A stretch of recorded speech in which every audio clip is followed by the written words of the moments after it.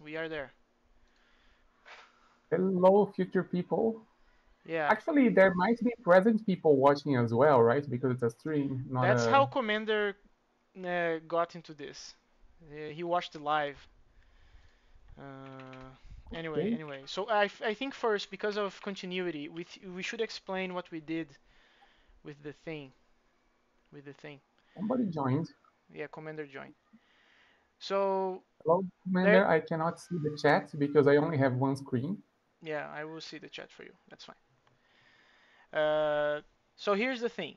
Since last recording, we did a bunch of things, and the main thing that we did is to start abstracting out the process of serialization and deserialization with Erlang, because we want to get this done, because once this is done, we can forget about it, just use it and focus on making the Raylib stuff.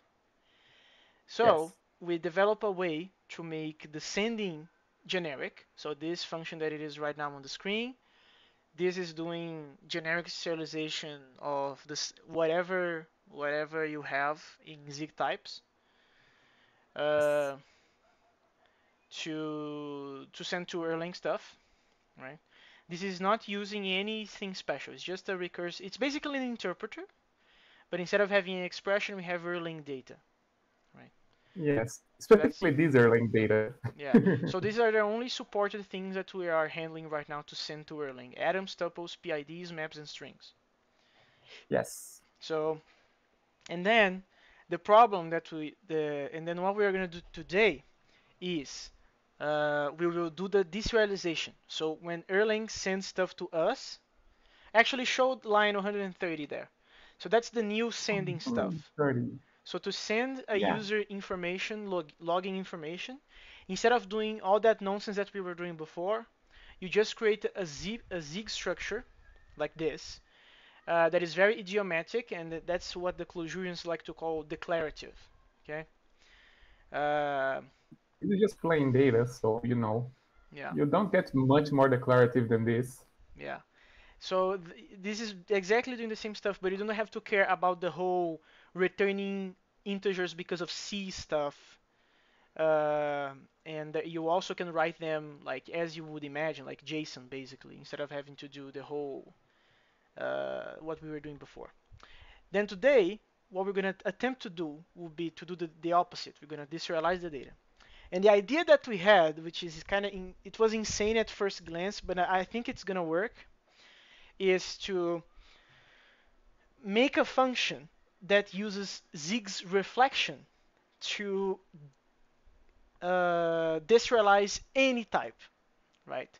So how that's going to work? So we have in line 208, we have a function that will receive a type, which can be whatever, and then this function will hang the entire process until Erlang fulfills the data that will complete that type. So let's suppose that you want a type of a struct. I don't know, maybe you want some position information because of the character being on the screen and whatnot. So then you're going to tell this function, I want to receive this type of data. The function will just do its thing and hangs until Erlang fulfills that requirement.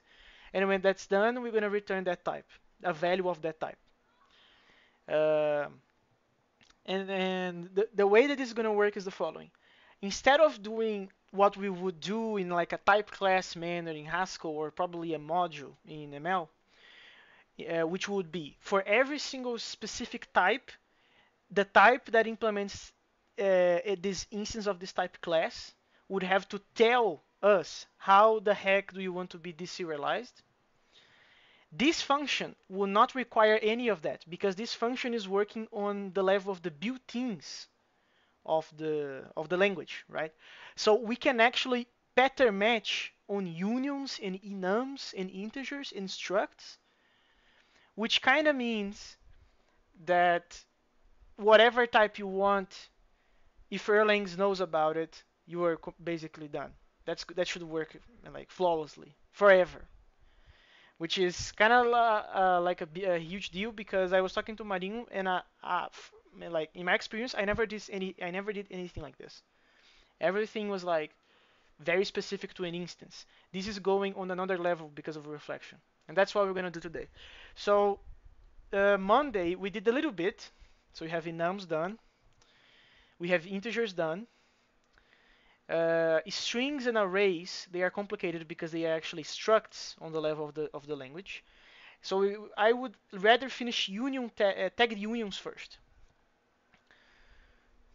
Strings and arrays, yeah, they are weird. Um, but yeah, tagged unions, that's what we were working on.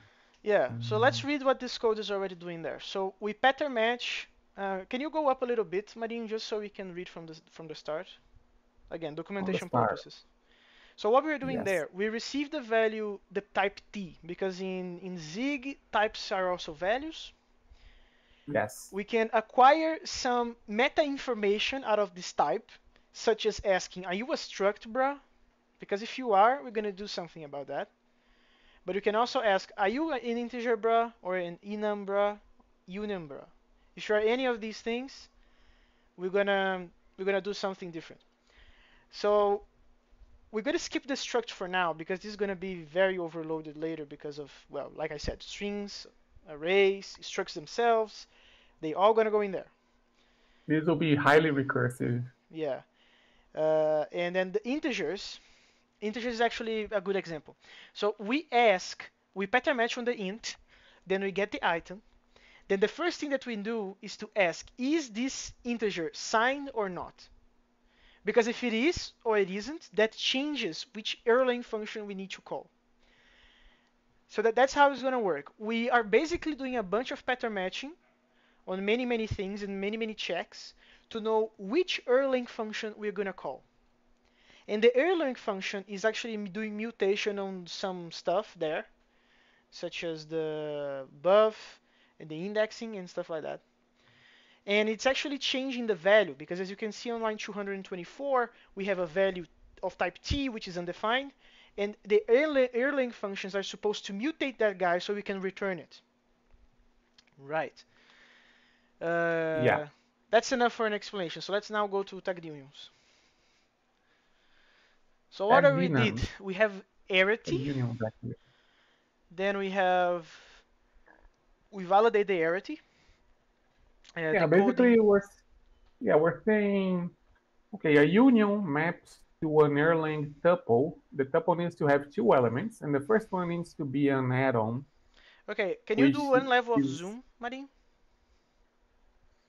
I think I can. Yeah, that's better. Yeah, you can you increase the size of this buffer and decrease the other ones? Like I can do it in uh, Emacs, so I probably can. It's just I don't have a shortcut for that. okay. Cool.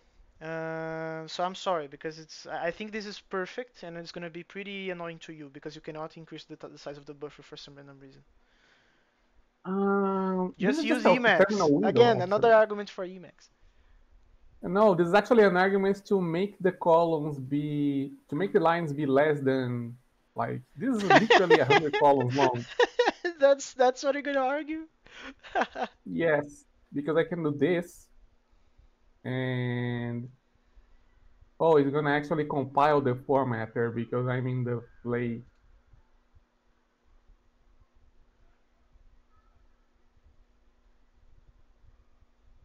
Ah, that's annoying actually.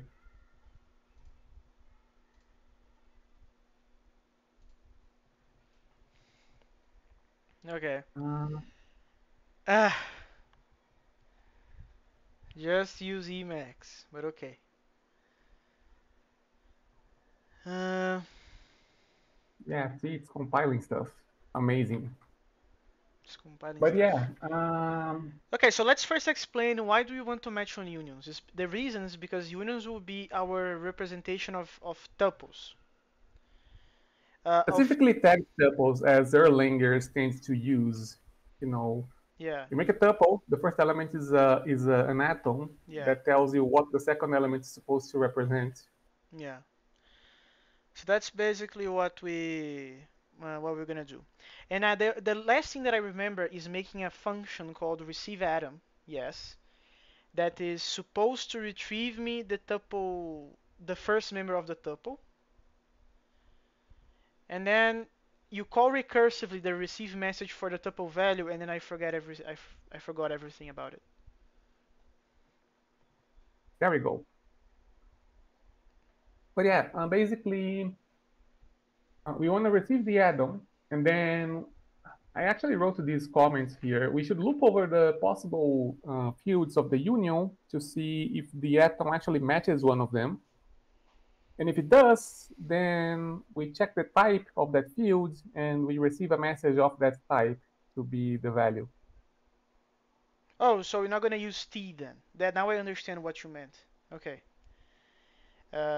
Yeah, Okay, we're so not actually going to use okay, t. so we're gonna do a for on the item something something something, right? Right. Do you And have if I LSP? remember right, I do actually. And in fact, look at Can Yeah, this. can you do item dot something so we can check Item dot, I think that it's, that doesn't seem like it? I apologize for the white screen. This browser actually doesn't have dark mode set up. So That's okay. You um, need to go to I meta think though. it's, yeah, it's meta dot union I think it's meta dot type dot union or something. fields, maybe? Nah. Yeah, union field. There we go. Actually, no, that's for the individual. No, it's type dot union. You are correct. Type dot union. Fields. Yeah, fields is a slice of union fields. Okay. So item dot fields, and then we say Field for there. each field we do something. Yeah. So we should do? We should do an if, checking if the field dot name probably is equal to the tuple name. Yeah, we should probably use this actually, and then instead of returning, You're we missing need to set a closing braces, bro. flag. I'm missing a closing brace. Yeah, there. But yeah, we should match a flag. Actually set a flag here. So var add-on Oh, that's actually a matches. good moment to ask you. Does Zig has break for loops? It does actually. Okay, so we're gonna use that. If add-on matches tag, which is a boolean, and it's initially undefined, then I would rather use for a maybe though, because I would put the type or that we are about to retrieve inside the if, inside the just, and then I would do an if nothing after the for loop. Can we do that? What do you think about that? we can do something like this then. This will be a const. Then this would be a actually, this should probably be the position in the field, so we don't have to traverse the entire thing again to grab the type, right? The type of the You can contents. save the type. You don't need to save the position. Oh, that's fair. An optional type, literally an optional type, And why this is gonna be a const? because we actually don't need to mutate this anymore if we do um, How not? this. Um, What? this is going to be a labeled block which we shall call BLK because for whatever reason, this is the label that's used in documentation for examples. Wait. You're gonna have to explain to me what the heck this is doing, bro. You can return from a block actually in here. What? Let me show you. So you can like Yeah, you can actually return a value from a block. Yes. that's That's Lang.org. kind of anonymous functions then. Not, well, not really, I could because use if you no, but imagine in like a Lisp or in Haskell, you can do a anonymous lambda that returns something to something else, you know. But in uh, imperative languages, we hardly use that because, well, there. But now that you can blocks, return from blocks, that's awesome. yeah, blocks are expressions. When labeled, break can be used to return a value from the block. And Blocks here's are the example. expressions. Holy mother flipper, man. That's weird. I But okay. mean, if you're used to Lisp, this is like whatever. You do this every day. No, but I'm not with my Lisp mindset. My Lisp hat is in my closet right now.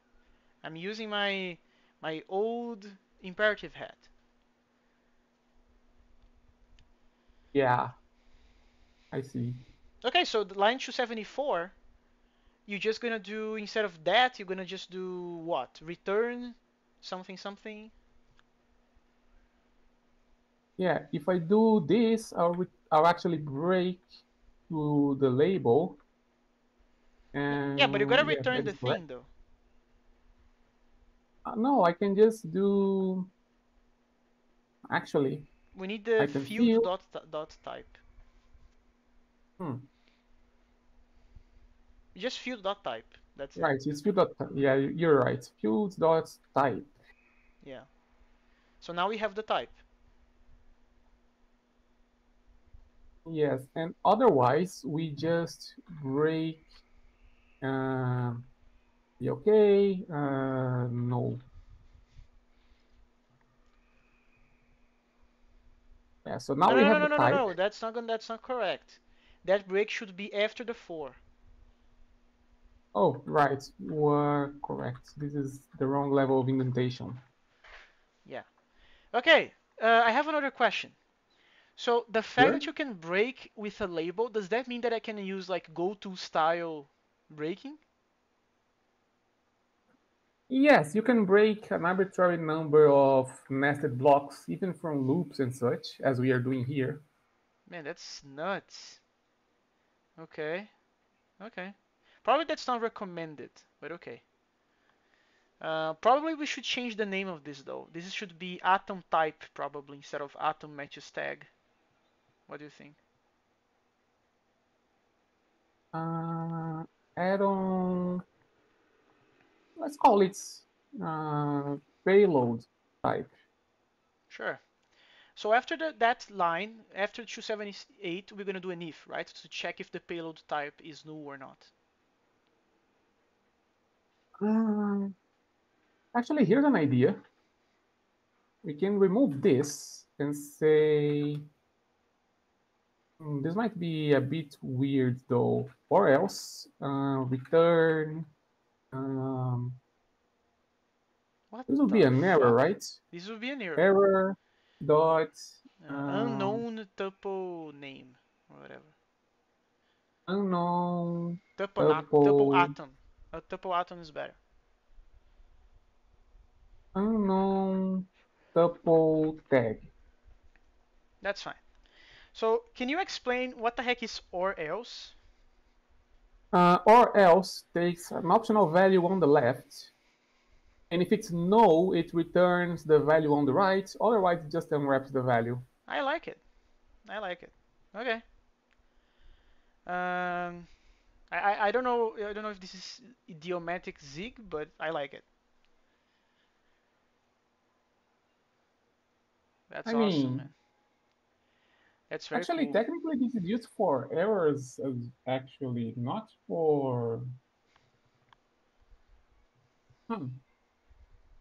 Yeah, actually, this is used for errors, right? Error types, not really optionals. I think there might be a different keyword for that. Optionals. Int, you can use it in ifs. Well, wouldn't the compiler tell us? No, actually, yeah, you can use it for optionals. Okay, you Okay, can use it for that's both. cool. That's nice. Okay, let's go back then. So now we have the payload type, or we bubble up the error. That's okay. What else do we need to do now? Oh, it's just that line, but instead of T, you're gonna put payload type. Yes, and actually, now that I think about it, this should be uppercase because it's a type. That makes sense. Let's just call it payload then. That I think that's bad because that's not really giving the meaning or the name of the things are giving what's supposed to be like.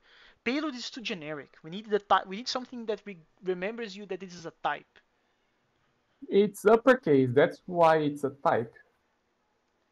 Okay, so it's gonna be by the name convention. Convention. Okay.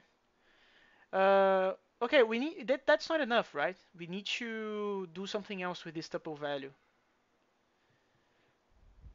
right? Do we? Yeah, we need to return it Right, at least. we kind of do. We actually We that's kind of that's do. wrong. We need to create the tagged union and return that. We do actually. That means we should probably return the field name as well here, right? Sure.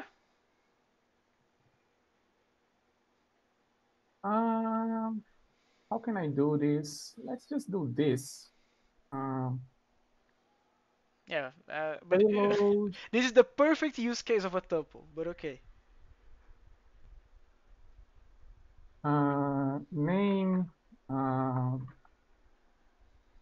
Well, I suppose I can just do this, not this. Are you returning Use like an the array? I'm returning a tuple. It's a No. tuple because these two values have different types. Wait, but what is the correct naming of this curly braces thing? Um, it's an anonymous tuple. Oh, it's an anonymous. Okay. I don't think that's gonna fly. You need to do Mm, do new terminated and stuff like that.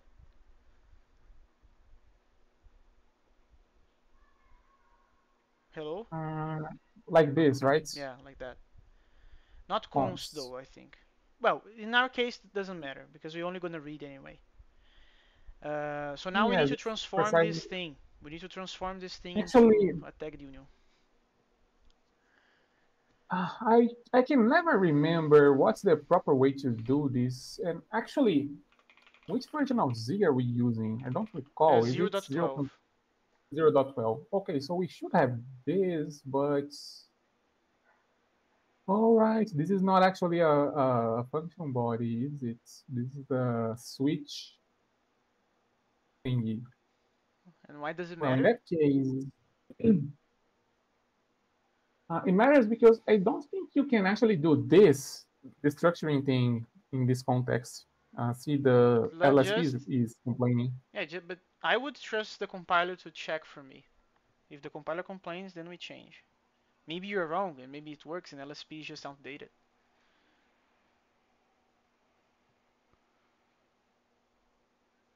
Uh, Oh, it's complaining about something else. We should probably fix this first. So can you scroll to 232? 232. Well, this code is in. You can comment the entirety of this code. That's fine. Just read to the nearer. Actually, it's just actually it's just this, I think.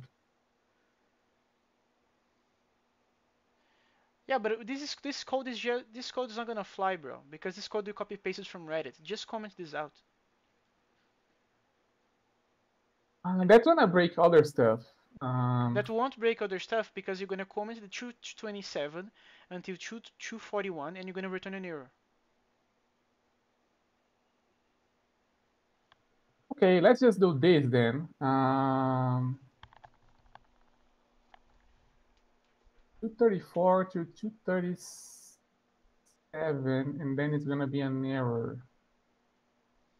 Okay.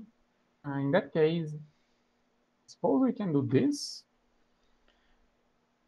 No, but then maybe you're gonna have problems later on with the other stuff, man. Just comment the entirety of the block of the structs, like from 227 to 242. Just comment all of that.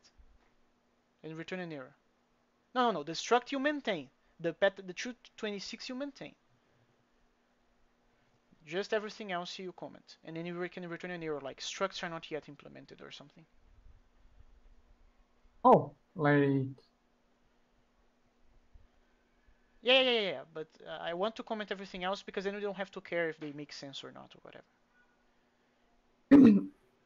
right. We should probably comment this as well then. Yeah, all of that can comment. Cool. Okay, now it should compile. Let's go. Payload. Oh, we are already using payload as a name. Cool. So I think that's gonna be a problem. Yeah, no shadowing. No shadowing. So change. I'm voting to change downstairs. This one? Yeah.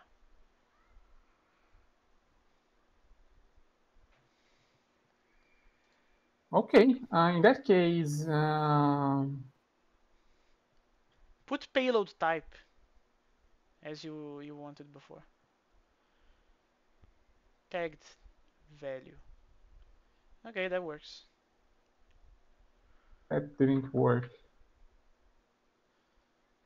Oh, it worked. It worked in the other case. Let's see next error. Oh, I renamed the other thing accidentally. I Oh, see. it's I not. see. It's not only forward your replace string. It's all global. I actually used the LSP's rename thing, and it renamed the other thing. Yeah, because in Emacs the replace string that I use it only changes from the cursor downwards. Okay, let's see. Now there's 4 errors apparently. Unused local, that's fine. We're not using that actually. And then we have unused local. But it's not complaining about the syntax. Yeah, it's not. So I mean, maybe, if it was, I wouldn't be able to format the buffer, right? yeah, but I Because think Zig then the formatter. destructuring syntax is fine. So let's do it. Let's create the tagged union now.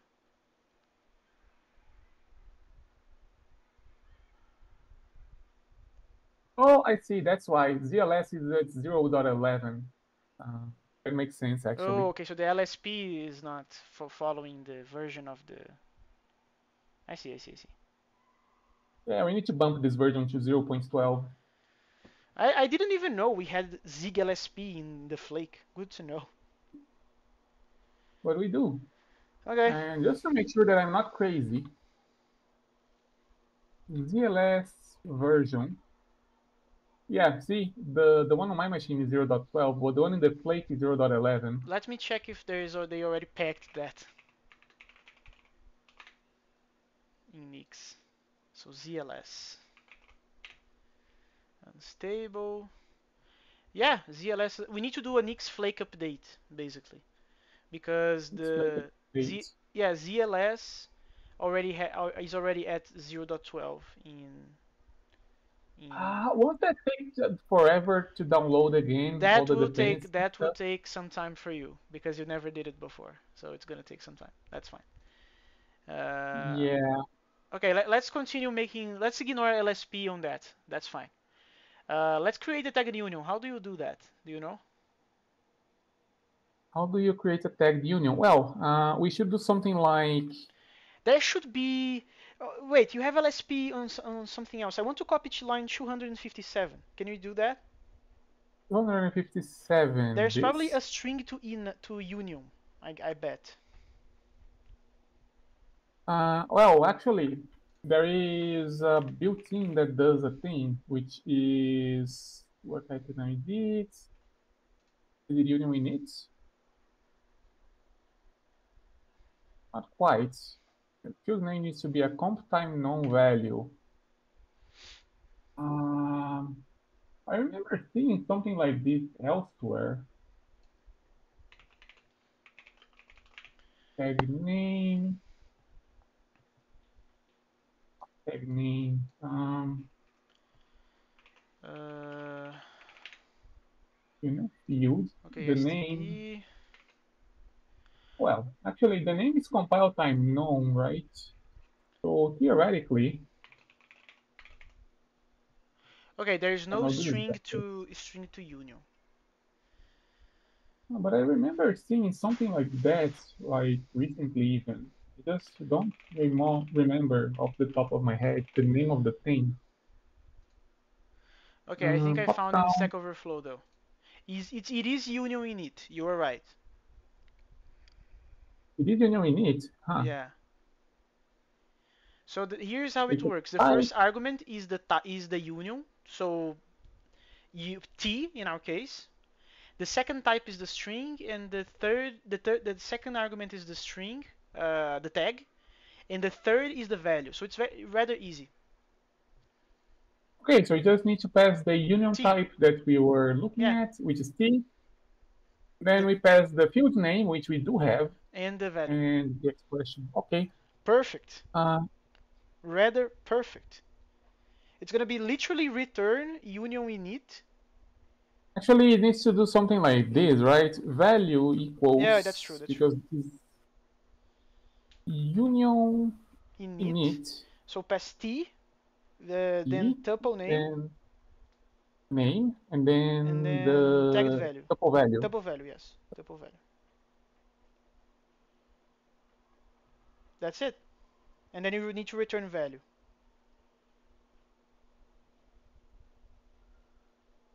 Do I?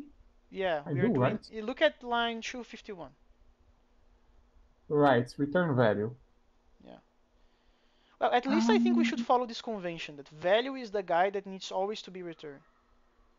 And maybe this can be outside of the switch as well. Maybe. yeah, it should probably be actually. Yeah, so you can put you can do that right now. Also remove from the int case then.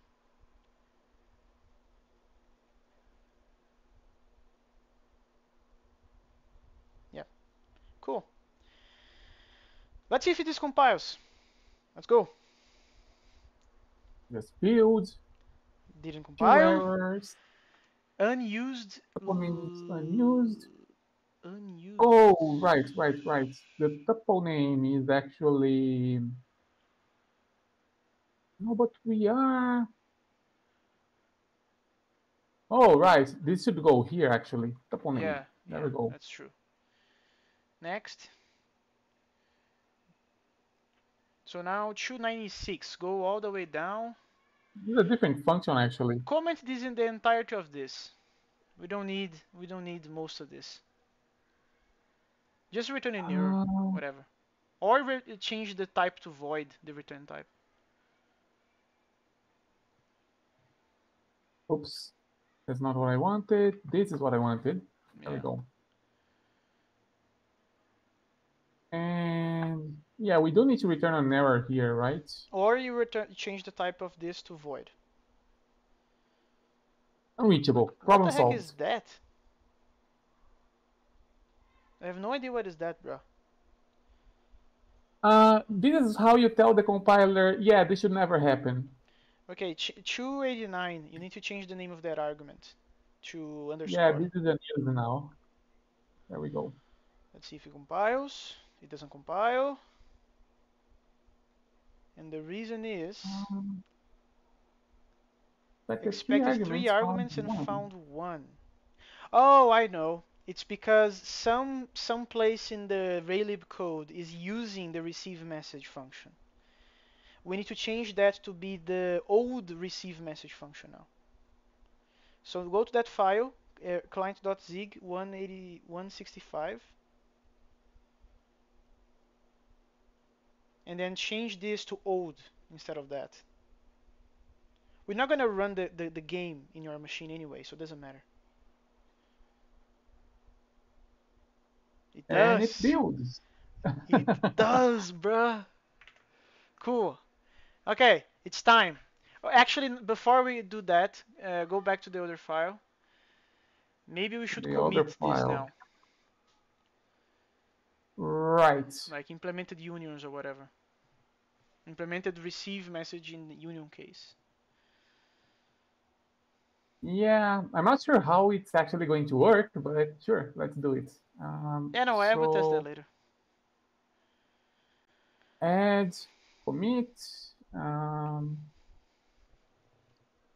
implemented receive message for Okay, so union. Actually, here's a thing that we can discuss later, but I would like to change your. Well, it's done. Okay. what were you going to say? The convention of the commits that we are using right now is to do the verbs on like in present, not implemented. Implement. Oh, right.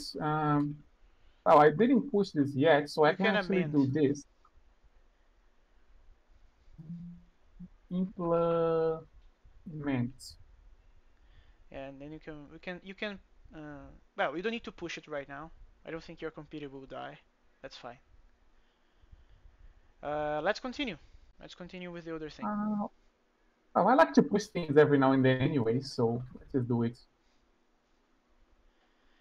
So now we're gonna do the cursed case, which is the struct. Now we're gonna uncomment all that crap there. Oh, I forgot to add this. That's not gonna apply. Yeah, the CI Um, is not gonna be happy. commit. And I don't know why I didn't use the shortcuts, but okay. Fix call to receive. Well, it's not really fixed, right? All old receive message for now. There we go. Now CI is gonna be happy. Yeah, not yeah. Clear. Okay, so now let's go back to the struct case and let's determine. Actually, before that, let's do a little checkup. Go to the mocked struct in the Erlang.Zig and let's see if we covered Um, everything that are not all the things that are not structs. let's see. We have. I don't think we have a string case actually. Well, because a string is a slice, right? A string is a So slice, it's a but I'm not. struct. So we are fucked. Well, not necessarily. We can actually just put the case for strings, um, like here. Actually, we can do an if t equals 0 Wait, you terminated. can actually do that? Like instead of doing in the switch case, you're gonna do that externally? Yes, because then we eliminate this case before we enter the switch, right? That seems kind of wrong, but I under maybe it's better if this is possible and actually like easier.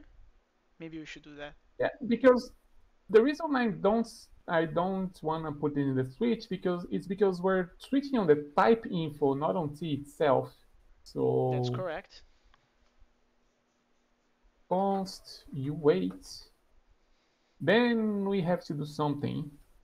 You're gonna do Um, the you're gonna call the receive string. Do you have a receive string function? we have a receive string function. We do actually. I Okay, think so do a lookup in the buffer for that. receive string We is do. here. We do have Okay, it. so that's I'm not gonna remember the type signature, so usually I just copy the type signature of this function and I copy on the place that I will use it. We don't have to actually because we have LSP. Okay, so LSP will save the day. So let's open this block here. Open this block and And say the fact that you can inline the switch like that is kind of different. Okay, you're gonna do is var, no, not var actually, const string value equals string value equals. Actually, how are we doing this in the add-on case? exactly like that. Try validate the coding And then we return an error if it fails. Although this is just for the even case, right? So it should actually just be this. Yeah, but this is gonna be equal to something else, I believe. Actually, depends. How? What is the? What Oh no, because is? we're mutating the value here, No, no, but that's right? the thing. We are the receive function is already doing all the nonsense, man. We're not gonna use this. We're gonna use the receive string function. It's already doing the validations and stuff like that. Oh, right. Well, in that case, we can do this. So try Receive receive string. string, yes, We have to pass the buffer, which we already which have. we already have. It's buff.buff. Buff.buff, Buff with the second buff, it is with two Fs. Yeah. two Fs, The and then index, and you need to pass it as a reference, so a percent. I think it's already, well, actually it's declared here, right? Yeah, it's declared here. And you pass the And allocator that we are then using, well, the entirety of this function anyway.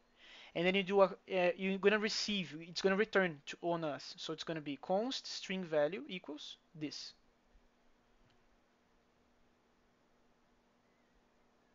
Actually, not even. uh, Value equals this. yeah, value equals this thing. Value equals this thing. Yeah, There we go. cool. Um, string is done. Let's go back to the mock struct. Mock Okay, so A, I think we do. B, we just did. E and F are also done. E and F. E is Uh, enums and tuples are tagged unions. yeah, tuples are for tagged unions, right? And then there's D, which would be for Arrays lists actually, because and lists, yeah. well, actually this wouldn't even be a UH. This would be an arbitrary type. Um, I don't know. Let's say I32 or whatever, and then this type would be recursive as well. Yeah. So you mentioned last session, offline session, that arrays are actually structs. Arrays are actually structs. Oh, Yeah. kind of. You see, arrays themselves are not structs, but slices are, because a slice uh, contains two values. It contains a pointer and a length, and they have names, so they are basically structs. So let's go to the switch case. Which one do you want to do first, the maps or the arrays? Well, the maps will be structs, so I think the arrays might be a bit. hmm, The I arrays can. might actually be a bit easier because we don't have to validate the label names, right? We don't. We don't. Maps, we will have to do that. Right, so arrays, actually slices.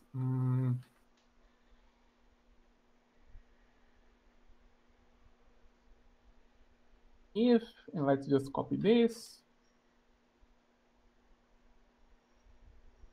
Um, get rid of this. And actually, that's not gonna quite work because this needs to be parameterized. Hmm. How are we going to do that? This needs to be parameterized. How? Huh. An optional type, maybe? Do you have optional arguments in Zig? No. The Ah, idiomatic way of doing that is to pass a struct as an argument. ah man. Why don't people Or learn to with Jai and just do that? Ah, okay. Because in Jai language definition, you essentially. can, you can Because actually put a default value that if you don't pass when calling the function is going to use a default value. And we have the perfect case here.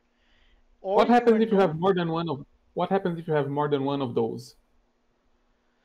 well, then you're going to have potentially an exponentiation of the type checking tree, I guess. Like you're going to have And what like happens many, if they many are not trees. all at the ends of the arguments list? How do you know which is which? Now, I think in that case, Jai used the named arguments. You know? Yes, but now you have to introduce named arguments to the language when you already have structs which have named fields. Yeah, but now we were like it's exactly the case that we are looking right now. We are forced to create a struct instead of having a simple type and an optional thing, just because we need an optional thing. You know? I don't think there's a way around this. We're gonna have to make a ah. I'm so disappointed. But we're gonna have to make a struct, man, with an optional thing. Actually, let me just check something real quick. Type of is not what I want. Type info provides type reflection. Structs unions, enums, and error sets, and also opaques, of which, well, mm,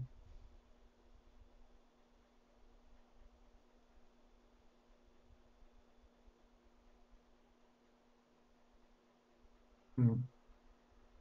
Yeah, that's annoying, right? Yeah, we're Because we gonna. want to use Lyceum, but we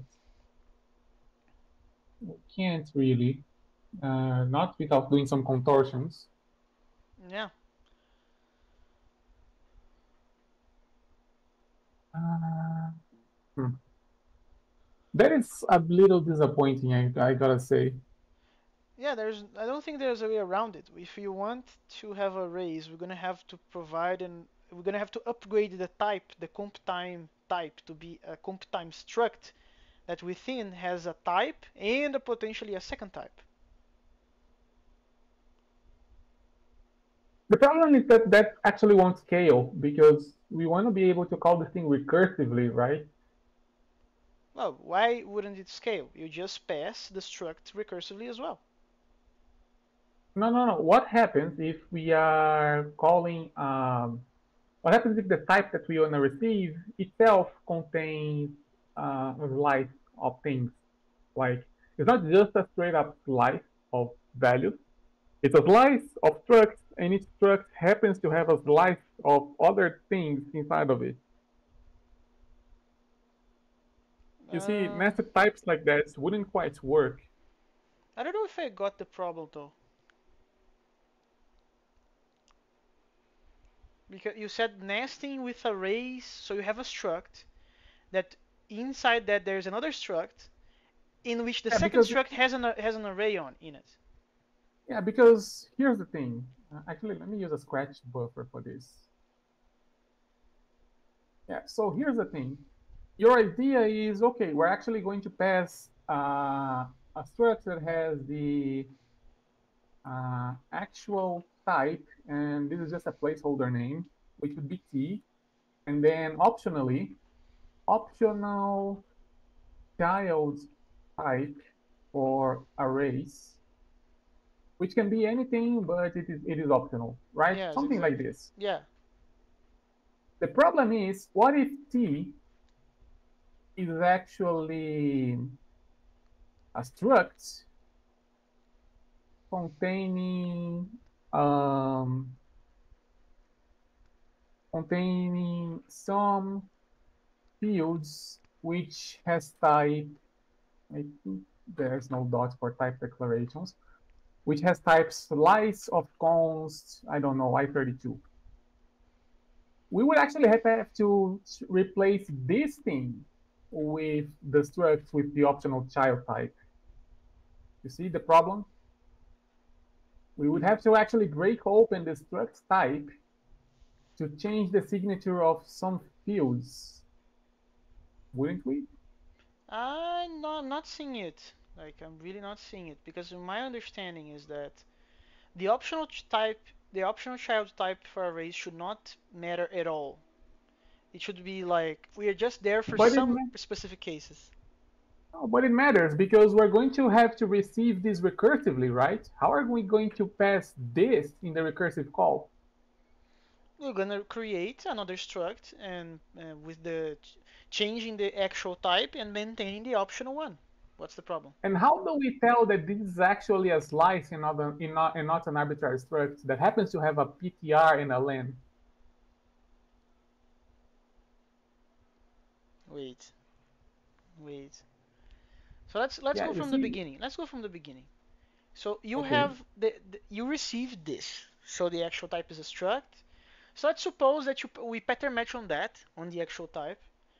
In the switch case, we get the struct. We go with the first field. The first field is some fields. We check what is the type of that. The type of that is an array. Then Actually, actually, it's a slice, which means that it's actually a struct. okay, that's okay. That's okay. That's not a problem. Then we're The gonna call problem is the that function recursively. Do you agree on that? we're going to call the function recursively, but we would need to be able to tell that this is meant to be a slice, right? Which is the problem that we're trying to solve. Yeah, man, I really am not getting it. I'm sorry. Maybe I'm tired. I don't know. Because to me, it just sounds like you grab the type of some fields, you create a new struct using that as the actual type, and oh, but that is already as this is also a slice then. That is that the problem that you're talking about? Yeah, the problem is, okay, this solution fixes the issue if the top level type is a slice. It doesn't work if you have to parse a slice recursively. Yeah, that's what I don't understand at all. That's what I don't understand at all. Could you copy this line and print another one below? So in the recursive call, we're gonna do it's not gonna be a struct in here. It's gonna be const i32, right? The recursive call, yeah, this is a slice of const i32, which is represented as a struct to the type system. Oh, that is the issue. Now I get it. It is because as an array is already a struct. Yeah, see, you try to work around the problem by using this, but we still have to solve the problem anyways if we want to be able to call this function recursively. Ooh, That's what I'm getting at. I see, I see. Now I see. Now what? Now what indeed? Wait a moment. I We are not suppose. doing that actually. We are not interpreting arrays as structs. We're doing the else if because of that, no? No, we're not interpreting arrays as structs. It's because a slice is really just a struct with two fields. A slice is basically this. Is a struct containing a len which has type useSize and a ptr which has type pointer of whatever, and this whatever is a parameter for the type. That's okay. But could you go Yeah, the back? problem is that yes, Could you go to the other buffer? To the right one. No, go down a little bit. go down a little bit. So yeah, there, line 229. We're gonna reach this level, right? It's not gonna go to the switch case at all. Do you agree on that? No, the problem is that this needs to be a parameter. Like this is polymorphic. No, The no, no, no, pointer could be a no, no, no, no. Let's now go back to the other thing on the other buffer on the left, the top left. So in the yeah. line 5, remove struct curly braces whatever and some fields. Yeah, remove. No, Okay. not remove all of it. I want the const i32. Oh, I see. You want to keep this Yeah, and the basically. optional type is gonna be i32, right? Yeah. Yeah. So do you see when the recursive call goes? We are not gonna go into an infinite loop because we're never gonna reach the struct switch case. Do you agree on that? I agree, but that's not actually the problem. But if you're gonna go to the else if, How are we gonna? I think we are dodging the infinite No, no, restrict no, thing no. This iter2 needs to be a parameter for the entire thing because it needs to be passed recursively, right? to the entire thing. I have no idea what you mean, bro.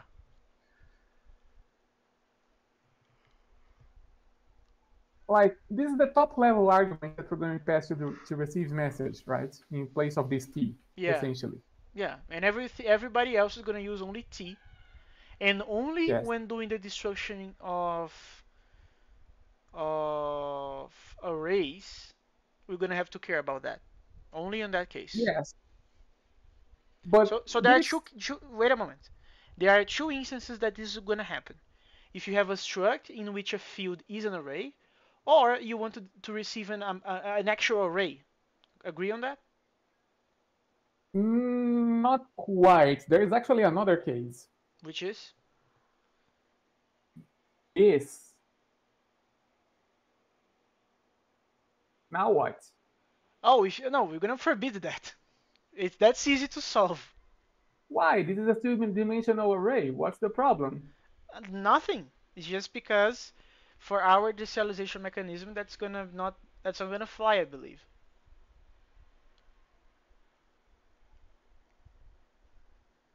Because let's go with that. This is an array, so then it's gonna match 229, okay?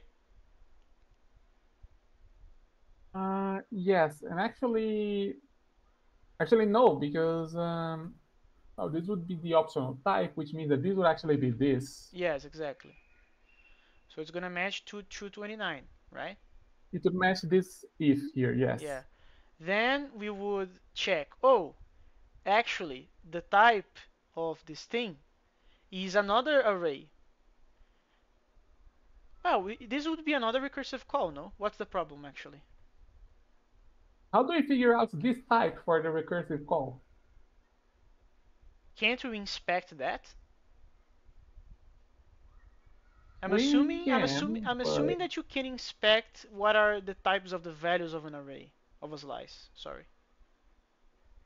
there's a problem. Which is, How do we tell this thing apart from an arbitrary structure that happens to have a len and a ptr? wait, that's a complicated question. How do we tell apart an array const I32 from a struct? That has a len and a ptr, yes. That sounds easy to me. The struct with a len and a ptr will not go to the if 229 at all. And then that's it. That's how you tell those apart, because one will go to the switch case and the other one will won't. Am I tripping? Ah, look, I'm talking about the recursive call here because when I call this, right, this will actually generate another call which will have this, right, recursively, Yeah, and and I32 there. then this. Yeah, that's what I don't understand. I'm gonna ask the question again. Can we not inspect the to discover the I32 from the array? We can't inspect that. If we grab the type info for the array, we're gonna get back that, oh, this is a struct, it has a len and it has a ptr, because that's how Oh, slices are represented, you see.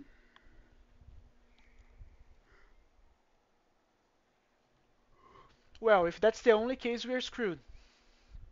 If that's the only case, I'm gonna Google now that how to know the type of the elements of a slice Zig.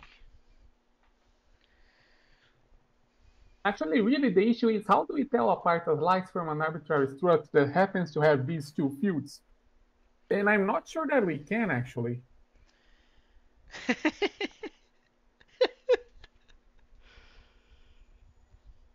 Well, there is a hack to fix this, you know, right? It's gonna be fun. It's actually my idea would not work in the general case. Like we could add a flag that we explicitly say that this is an array or this is a struct, but If you have nesting, you're not going to be able to tell. Yeah, I think we just say, okay, if it has a len and a PTR and the PTR is a pointer, then it's a freaking slice, no matter what. Man, but that's Um, that's annoying as fuck. I don't want to do that. I really don't want to do that though. Really don't. Uh,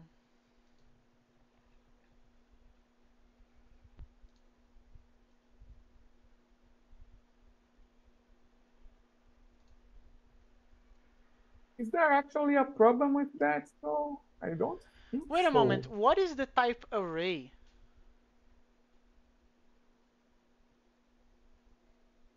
There is, Mm, if you go to the types of the things that we are retrieving, like unions, enums, there is a thing called array.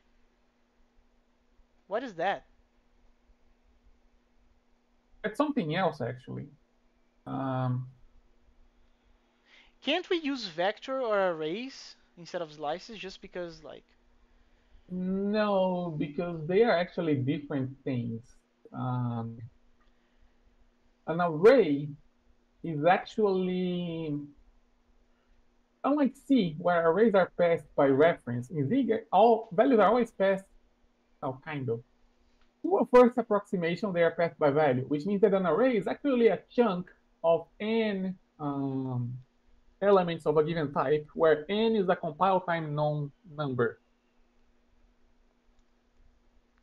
sure. So,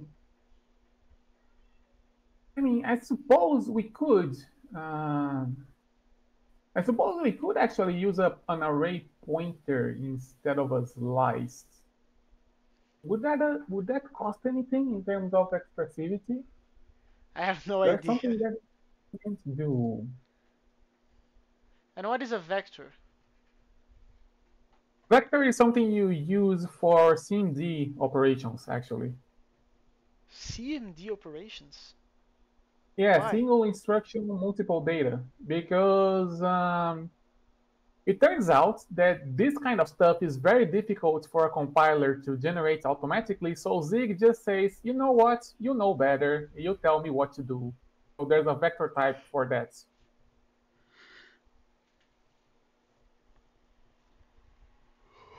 Oh, it's SIMD. I pronounced it wrong. Okay. Yeah, if you pronounce each letter, yes, it is SIMD, but people just say CMD because it's faster. Okay, so you need to evaluate if you should use arrays instead of slices. Yeah, because if we say that the type is, do we have a pointer type? We do. If we say that the value is actually a pointer to an array, um, then then No, no, no, no. But we don't need think to. only about this case. Don't think only about the receiving of the message. About usability. We're gonna use this in some other Raylib code, right, to generate the game. Is any inconvenience related in regards to using this array instead of a slice? Let's see. If you write your functions expecting slices as arguments, then no, actually, because array pointers are converted to slices because that's just taking the length that we know at compile time and inserting it at runtime. So that's not a problem. The compiler will do that for us, or we need to do that explicitly? No, the compiler will do that for us. The compiler knows the length. The compiler can damn well insert the length itself. So it Okay. does. That's Okay, so in terms of interfacing, that's fine. yes. What are we Um, losing? what are we losing? Well, we need to know the length of the array ahead of time when we decide what the type of our things will be. That may not be the case. That may not be the case. And in fact, we have a slight problem because although you can convert a pointer to an array into a slice very trivially and automatically, you can't do the reverse because if you know the length at runtime, then you actually don't know anything about the length at compile time. Yeah, you're So fucked. Completely done. yeah, Yeah, but to me the huge problem seems to be that we may not know how many things are coming at yes, we compile may time. not know this. Yeah, Erlang will tell us because as we saw before in the previous session, the least it has the decoding length. tell us the length, Yeah, but but that's not compile that's time. runtime data. Yeah. That's runtime data. Yeah, So like now what? the problem. The problem is not for receiving the data because you can just pass an arbitrary. You can just pass an arbitrary pointer to an array as t. That's not actually the problem. The problem is that we would have to define our structure so that they contain pointers to arrays instead of slices, which will limit our ability to say, okay, this thing has dynamic size. We will lose that. Yeah, but that's the thing. I think we should strive for that, but I don't really know if we're gonna use it. Like, can you think of a scenario in which we're gonna receive a unknown at compile time amount of things? Give me the list of characters on the screen right now. That is fair. That is fair. Yeah. Even character selection, actually. We don't know ahead of time how many characters this user created. I mean, we can have a compile time limit. No, but Say, that's cheating, and you know that. yeah, it is. Uh, okay, so now we have a problem because we may not be able to do this stuff for arrays anymore.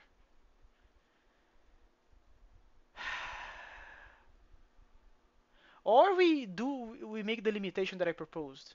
You cannot have arrays of arrays of arrays of arrays. You can only have one-dimensional arrays, slices, I That guess. still doesn't fix the problem of what if the array is inside of a struct. Yeah, that doesn't fix that.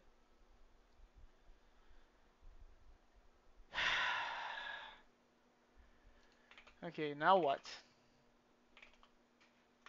Now what indeed?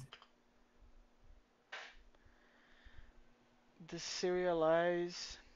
Actually, that's not really true because the characters have names, and we're probably gonna send a map of them from Erlang. That means we will need to define Oh, we can't do that because a maps are struct structs. where, yeah, Ah, we are fucked. Cool.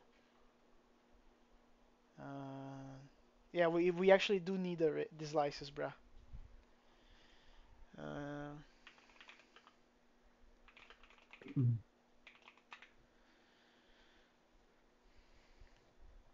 okay, I found a blog post of people doing what we're trying to do, but I think they are doing the easy case.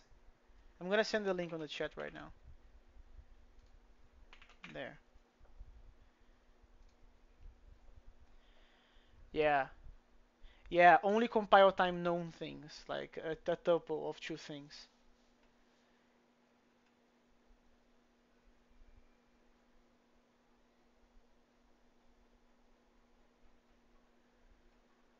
reckless Yeah, he is driving. doing the Is that a stuff. He's game? doing the stuff. Game development where you have to push your programming knowledge and skills to the limit. Oh, actually, they are using arrays. They are doing what we are. Oh, it's because their arrays are compile time known. That's why. Okay. Struct serializer. Yeah, look at this Mm, example. Just look at the data. No, no, no. this You pass serializer through it. You struct pass through it. Yeah, there. No, no, no. There. Go down. down. See the data there in the middle? Look, look. They are cheating, bruh. A They pair are of points. they are 100% cheating. I mean, we may actually want to support this like as an extra use case, but we do need the slice case. Yeah. So Slice.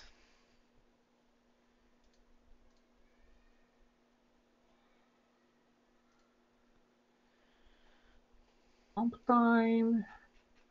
type of the second parameter t is type, of course, because that's how we roll. Um, Yeah, they are doing basically what we're trying to do here, but they are not incurring into this problem of dynamically sized things. But that's the yeah, thing. the Don't moment we? Don't they have an example of that? Like, come on, bros. Come on. I mean, this is kind of difficult. The problem is that, okay, if it was just a matter of, okay, this thing is dynamically sized, fine, we can actually do that with strings, right? Because we know that no matter what the length is, the child type is you wait. So we can actually just do this, the whole, equality check, equality on types, because why not? Because Uh, why the fucking not? but for arbitrary slices, this thing is a parameter. Yeah, yeah, So we would but need to introspect. That's actually the difficult thing. Hmm. man, I don't know how to search this because I'm trying deserialize Lyceum Zig comp time, and it's not giving me interesting results at all.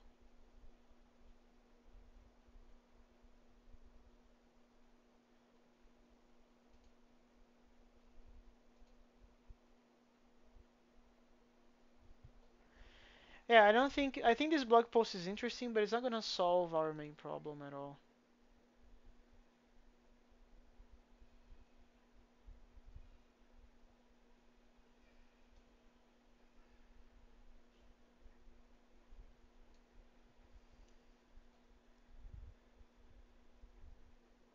Yeah, I think the main problem here is the fact that we're dealing with pointer types. Even the slices, well, not as powerful as something like Racket, because of course the guy doing metaprogramming in Zig also knows Racket. Why why wouldn't he? Or she, I guess. I don't know. uh, uh, uh,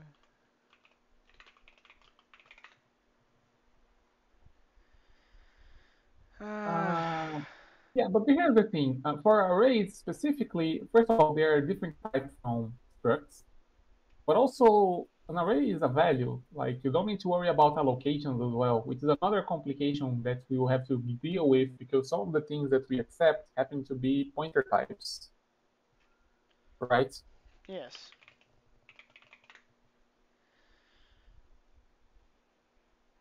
Man, it's so hard to search this. Very hard. I'm very sad.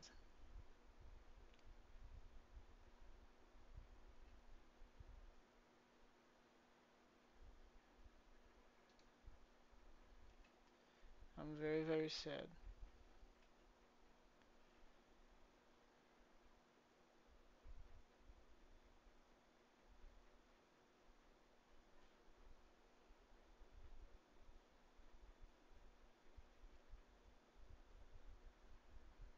I wonder if this would break for a sentinel terminated array. Well, you can try. Man, there is a thing called Getty. What is that? Yeah, it's a thing. Cool. The logo is weird. That's that's very descriptive, Lemos. I applaud your. It was in a I found a post about it and it's called Getty, a deserialization framework for Zig. And then the question is, can they deserialize our slices? That's a good question. Because if they can, we can copy what they did and just throw Erlang stuff at it. Yeah. Um, looking at this, it actually probably wouldn't be too difficult to deserialize arrays if we want to, because, Yeah, but arrays force us. Like the example that you just said. How no, many characters you have available? as an extra case, not an instead of, as well, you see. Because although we may not always want to have to know at compile time what the lengths of things are, sometimes actually we do want that. So this might be handy in those cases. Well, we can do that while we not solve the main problem. Like, I'm not Let's against do that. it. Let's do it. Yeah, let's get rid of this for now because it's gonna be in the way. I'm still sad though. I would like to say very Union clearly that I'm sad. array item.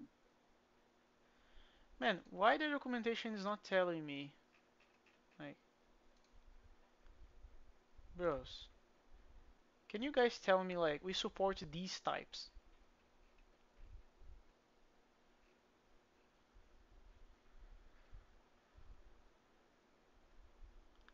Okay, they have this initialization of strings. So this should be dynamic.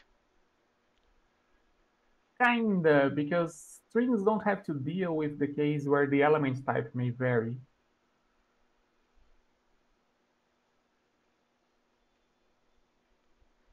This website is poorly formatted. Wow. You guys should. Oh, okay. So at least moving like this works. Um, yeah, we're gonna have to understand their entire framework because it seems very OOP based design. Probably only superficially, but maybe not. No, I know it's super. Probably it is superficially, but even then, yeah.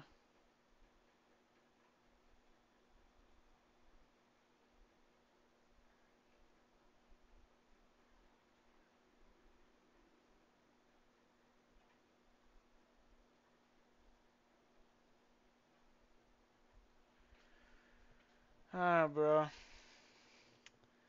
I'm so sad. That's sad. Yeah, slices are surprisingly challenging, apparently. How to slice?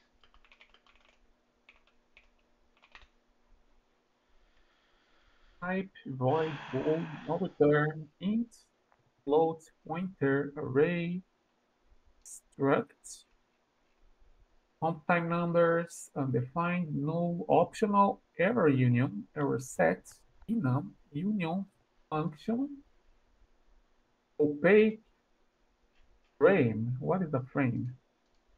Any frame, vector, but no slices. And it's very hard to search how to ask this.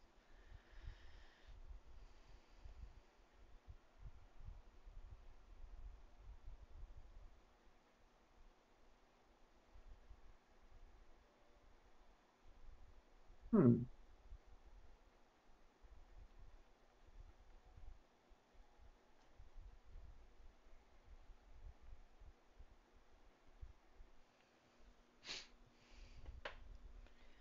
You know, Yeah, but there is a that's plan B. We can do what you proposed before. We can do like we allocate a very gigantic array,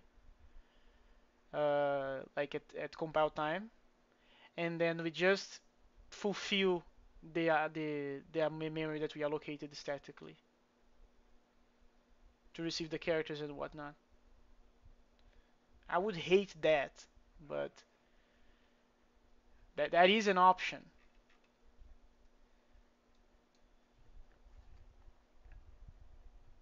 realizer struct, um, and literal. I wonder actually, pointer.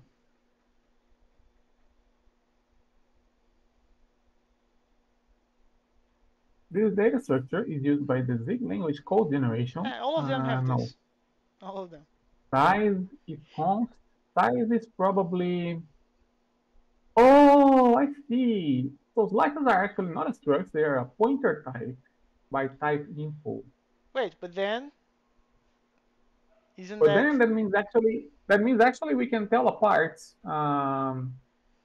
we can actually tell apart slices from structs, which means, yeah, this should work actually.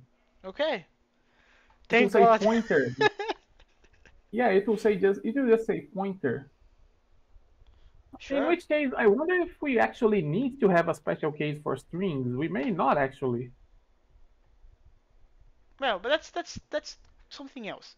Let's go back to the code and let's do the. We're gonna have to upgrade the type T to a struct, right? I have to update the type T to a struct. Yeah, because No, now we they just are. need Wait, go on.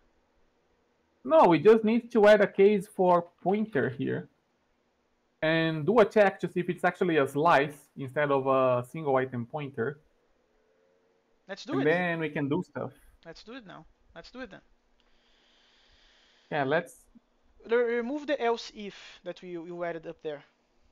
I already did because it was in the way. No, okay. So let's go back to the. Awesome, awesome. I'm so glad. Let's go. Let's do it then. So you go to the Yeah, pointer I think case. we can probably keep this, right? Because if Erlang sends us a string, it will look different than an arbitrary list, right? Yeah, it So, should. We actually don't know that yet, but it should. well, anyways, array. So pointer. Do you want to do the array first or unreachable? Okay, let's do the pointer first. So the first thing is do an if, right? We need to check if it says sliced, which is the only pointer that we care. Yes, we should check if it's a slice. So it's a Uh, pointer item dot size dot uh, item dot size, dot and it slice. will be one of these. Yeah, we only care about the slice. We don't care about the everything else.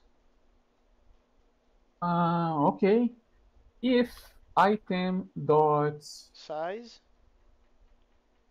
No, size not that size. dot. It's size with non-capital. Oh, right. Size dot. Oh Uh, no, actually it's just size, right? yeah, Equals dot. equals maybe. Actually, not equals slice. Then we return an error. Yes. So Uh, um, unsupported pointer type. sure. And then if this if doesn't go through, we're gonna do something after. We're gonna do something after. Yes. Uh, We're gonna do. What are we gonna do? that's a good Um, question actually.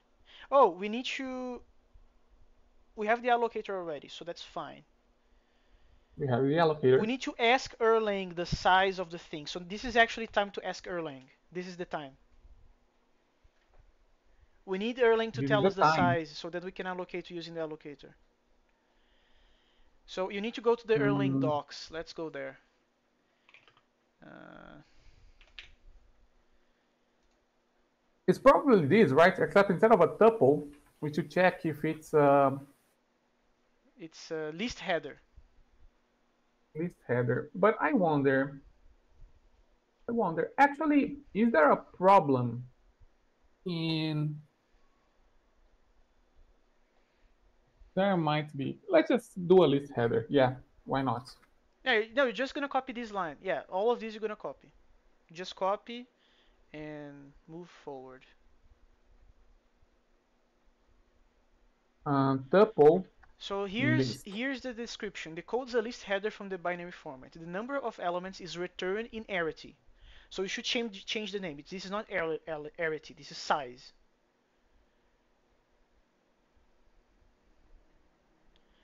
Uh, the last one Okay. is the tail of the list. Normally an empty list. If arity is 0, it is an empty list. So we should check if if size is 0 immediately after this validation here. Because if it is, we're gonna Um, return an empty slice. That's it. if it is, we're going to return an empty slice. And if it isn't, then wait. Wait a moment. There is a warning here. Notice that What happens? wait a moment. These functions, there is a warning here. Notice that lists are encoded as strings if they consist entirely of integers. These functions do not decode such strings. Yes, but we know that already. That's kind of weird though, but okay. You can make a comment now, now that I said everything that I need to say. Mm, what happens if they send an improper list? What do you mean by improper? Because Erlang lists are like Lisp lists. They are built out of conn cells, which are pairs, and the final, and well, one element is the current item, and the other is the rest of the list. And typically, when you have a list of length 1, the rest of the list is a special new object, but it may not necessarily be that. It could be an improper list where the rest of the final cell is actually something else. But that's not our responsibility. This decode list header is only telling us how many things are coming. There's probably another function. There's probably wait, there isn't a function. Wait a moment. If there isn't a function, this we did this all for nothing.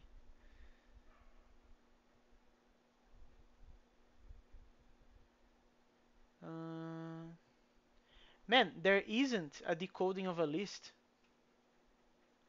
Wait, there isn't? There isn't. It just does list header. Oh, it's because it can be whatever. So we're gonna actually call recursively the function again, that many times.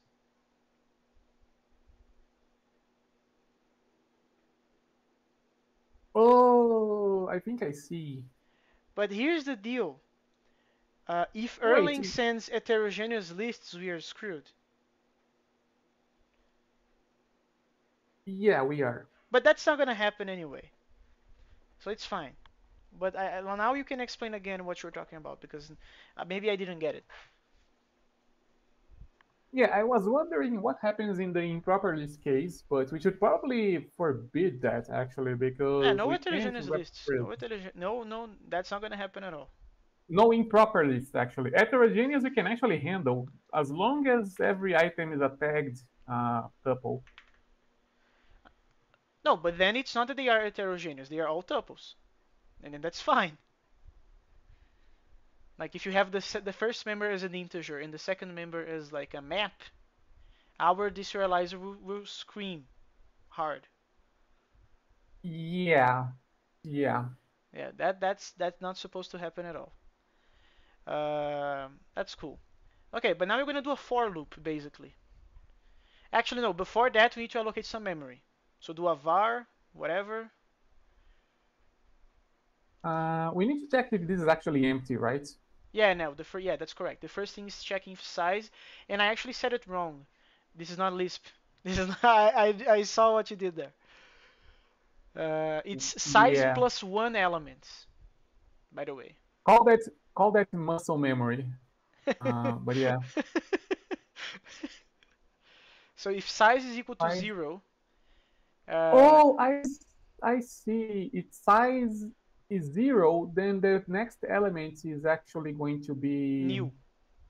new. Yeah, But if it's not 0, then there will be one element, which will and be then new. there will be the trailing element. Yeah. I see.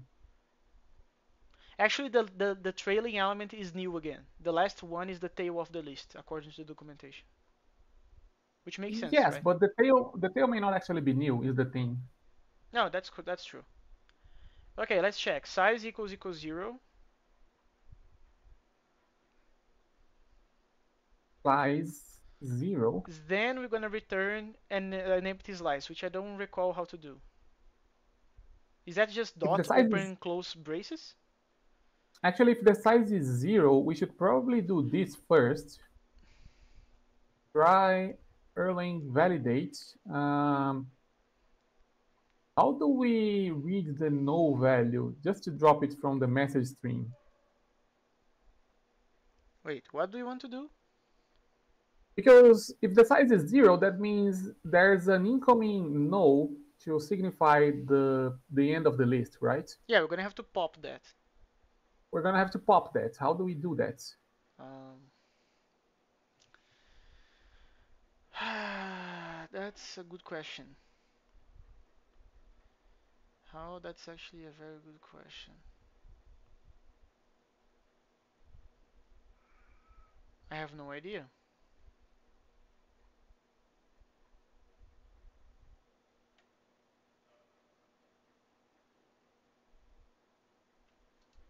So, how to? I'm never gonna find that online, man. There's no way. There is no search that can make this happen. Erlang How dot do you pop a new?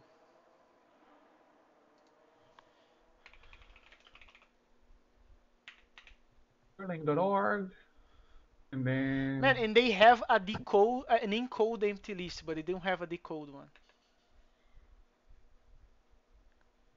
documentation.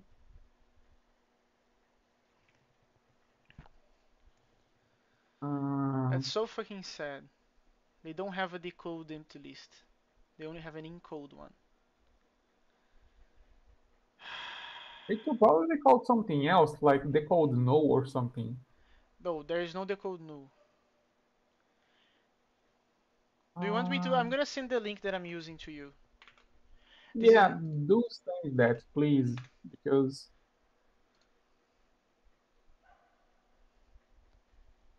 the code list header from the binary formats. The number of elements is returned in arity.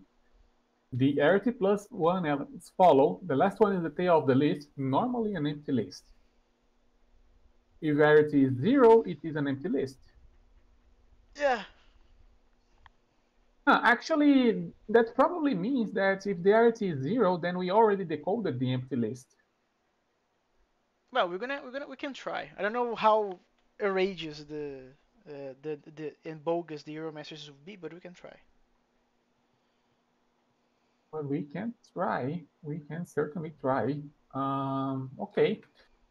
Well, I'm going to assume then that if the size is 0, we already got the empty list out of the message queue, which means we can just Return an empty slice here.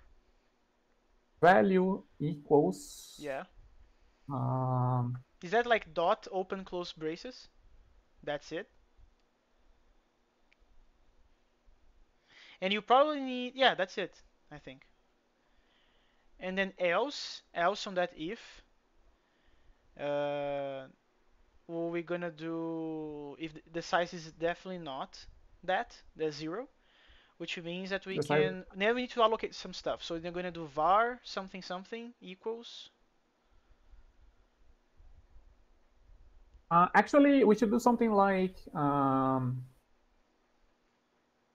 not var, because this will be a pointer that we plan to return later. So what do you mean by um, that? like we don't want to allocate the things in this stack frame. We want to do something like this: const. Um, Oh, it's because allocating in here and returning that would be like a sin, right? yeah, it would be bad. It would be Yeah. very bad. Yeah, that's Rust doesn't even allow you to do In fact, it would be so bad that it would be not good. that. Yeah, that's that. But how are we gonna do that then? What do you have in mind? We allocate, we receive the pointer to the thing that we just allocated. We put that in a const. We initialize the thing that we allocated, and then const, yeah, like this, right? Wait, what do you mean? Can you repeat the strategy? And another thing, how do we know the type of the slice, by the way? We know that it As is a the slice, but child oh, there is a is a type. child. Okay, cool. Yes, yes. That's what we're gonna do then.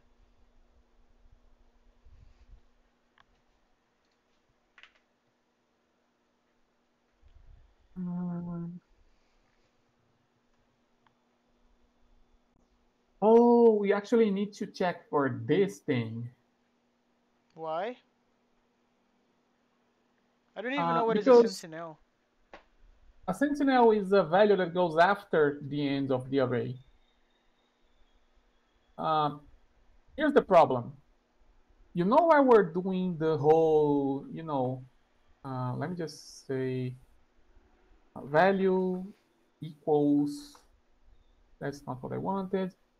Actually, let's just do this, not this, this. Value equal, yeah, that. You see this? Yeah. If this pointer type does not have a sentinel at the end, then this is fine.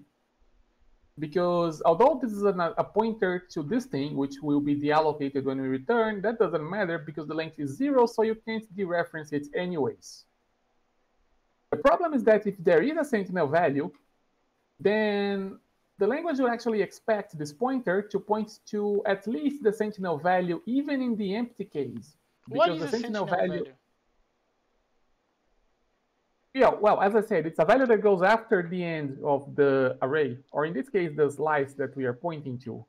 That So goes for instance, after. you see this :0 here? Yeah. This This is the tells me, sentinel. okay, this is the sentinel, yes. Mm.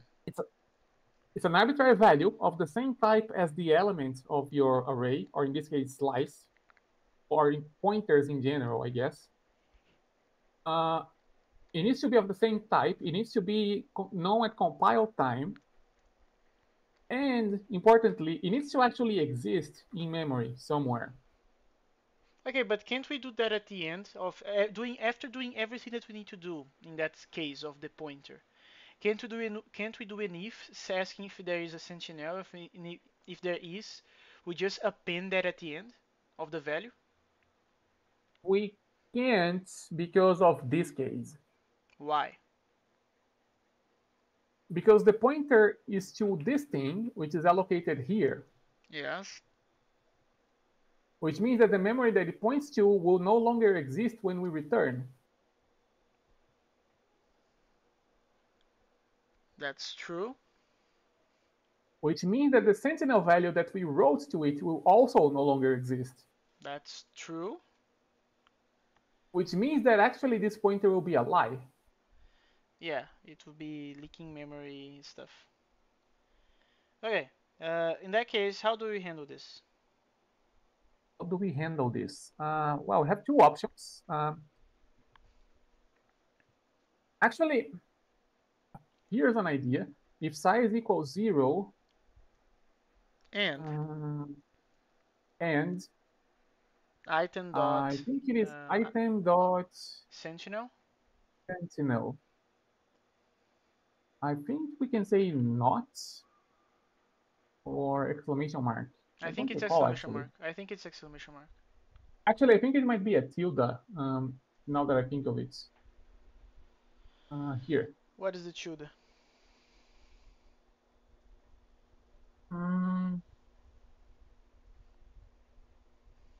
Negation. No, Although this is not actually a boolean, so this may not actually do what I think it will. we want to check the optional because it's optional. I want to check. Yes, I want to check the optional. How are we supposed to do that?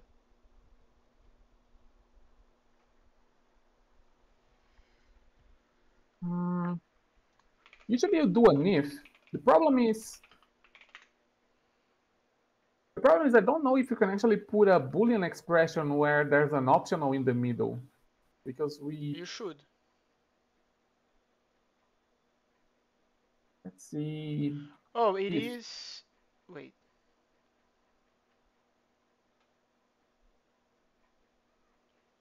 If we were optionals, if B, if A, if B equals no.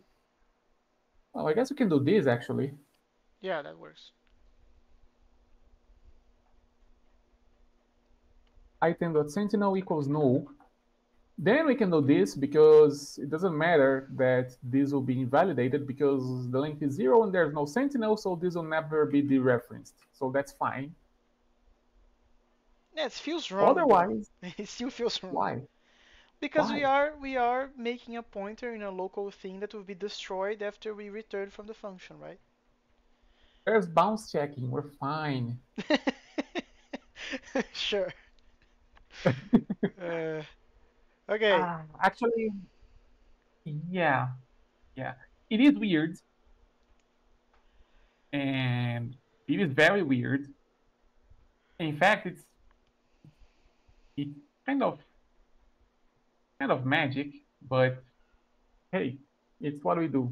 Oh, wait a moment though. We don't need to do the whole const whatever whatever because we're gonna return value by value, right? Or value by value, not by reference. So it doesn't matter that we are allocating things in a in a local The function, problem right? is, no. The problem is that this value, in this case here, is a pointer to something else. Oh, it is a pointer, so it is by reference in this case. Okay, I see. No. We are returning the value by value, but the value happens to be a pointer. Yeah, I understand that there's but effectively you are returning by reference in that case. Yes, Effectively. effectively. Yeah. Very effective, Yeah. indeed. So what's your strategy to get around that? We have an allocator, so we just allocate. Yeah, but we are not return doing the same thing, right? In the string buffer and atom buffer, we are returning the values of the things. No, we're actually returning a reference to the things. But isn't that dangerous as fuck? Or am I mistaken? I mean, we're receiving an allocator, we're allocating, returning the reference that we allocated. What's the problem? No, isn't that the same thing that we were talking before about having references being created in a local scope that will potentially not exist after we return? No, because this allocator here, we're getting it as a parameter, which implies one of two things. Either this is allocating on the heap, Which is which the will not case. change after we return, Yeah. or it could be a fixed buffer allocator, which will allocate on the stack, but it will actually allocate on the frame that the allocator was created, so that's fine. It could be the C allocator, which also allocates on the heap. It could be the page allocator, which will request a page from the OS, which not very efficient as a as an application level allocator, but it's necessary to back up the other allocators. Yeah. The point is, this allocator is not going to allocate things on this frame. It's going to allocate them elsewhere, so that's safe. Okay. So this is gonna be slice buffer Item dot um, child. I'll Yeah. yes. Oh, hey, the LSP actually tells us. Yeah, it is in there, child. Cool. That's cool. And the length is actually gonna be size. Item dot No, just size. um, just size. Oh, right, size. Actually, not quite, Size plus because one, actually, I think. we need to account for the sentinel. So const has sentinel equals I have a suggestion. yes. No, never mind. What you're doing is better. Go on. Proceed. I didn't mean to do that, but okay. You can replace Parameter for the win. 297. Yeah. My suggestion is to do And the following. In line 300, you can you can do the following. Size plus, and then size we plus, can use if expressions now. yeah, we can. If has sentinel, One else zero, right? actually, I wonder, because this would actually be shorter. Never mind. One else zero. Because then we Ternary need operators parentheses would be here. shorter. I agree. No, not ternary. Typecasting actually, because I Oh, wonder you actually. can typecast a boolean to an integer. Yeah, that's what I was thinking because That's that kind would of actually be hilarious. it would be marginally shorter. So why not? Um, Bitcasts converts a value of one type to another type. The return type is the inferred. Oh, yeah, we need to do that. Never mind, it wouldn't actually be shorter because we would need to put an S to tell, hey, the return type is supposed to be a U1. Yeah, Yeah, never mind. The if is actually shorter. cool. Uh, And this then is too long, so rename let's do this. this. Yeah, but rename the string buffer to slice buffer. Cool. Slice Uh, buffer. and now you do value equals this. Is that it? No, because we need to decode the elements of the slice. Oh, that's correct. That's actually correct. So then you're gonna need to do a for loop.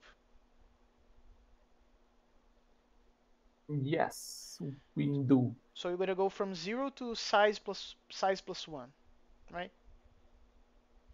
Um,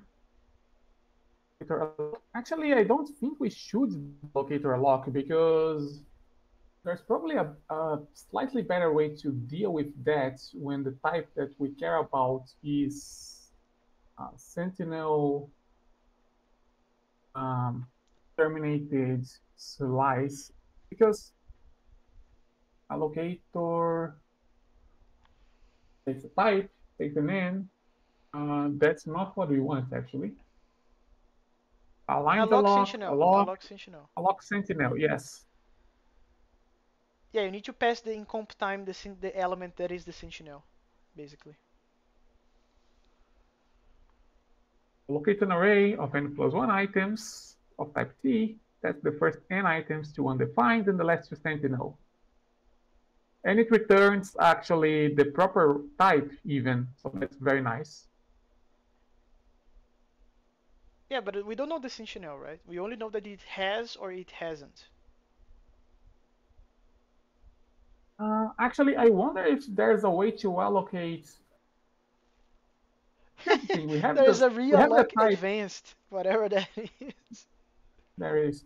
Here's the thing: we actually have the actual slice type on our hands. So I'm wondering if we can just pass that and say, here's the thing that I want to allocate, because that would be very convenient. Yeah, let's try. Why not? Allocate, alloc with options, and has a bunch of optional stuff, position optional stuff with optional types, so you have to pass nulls. U29. Um, yes, Crazy. U29.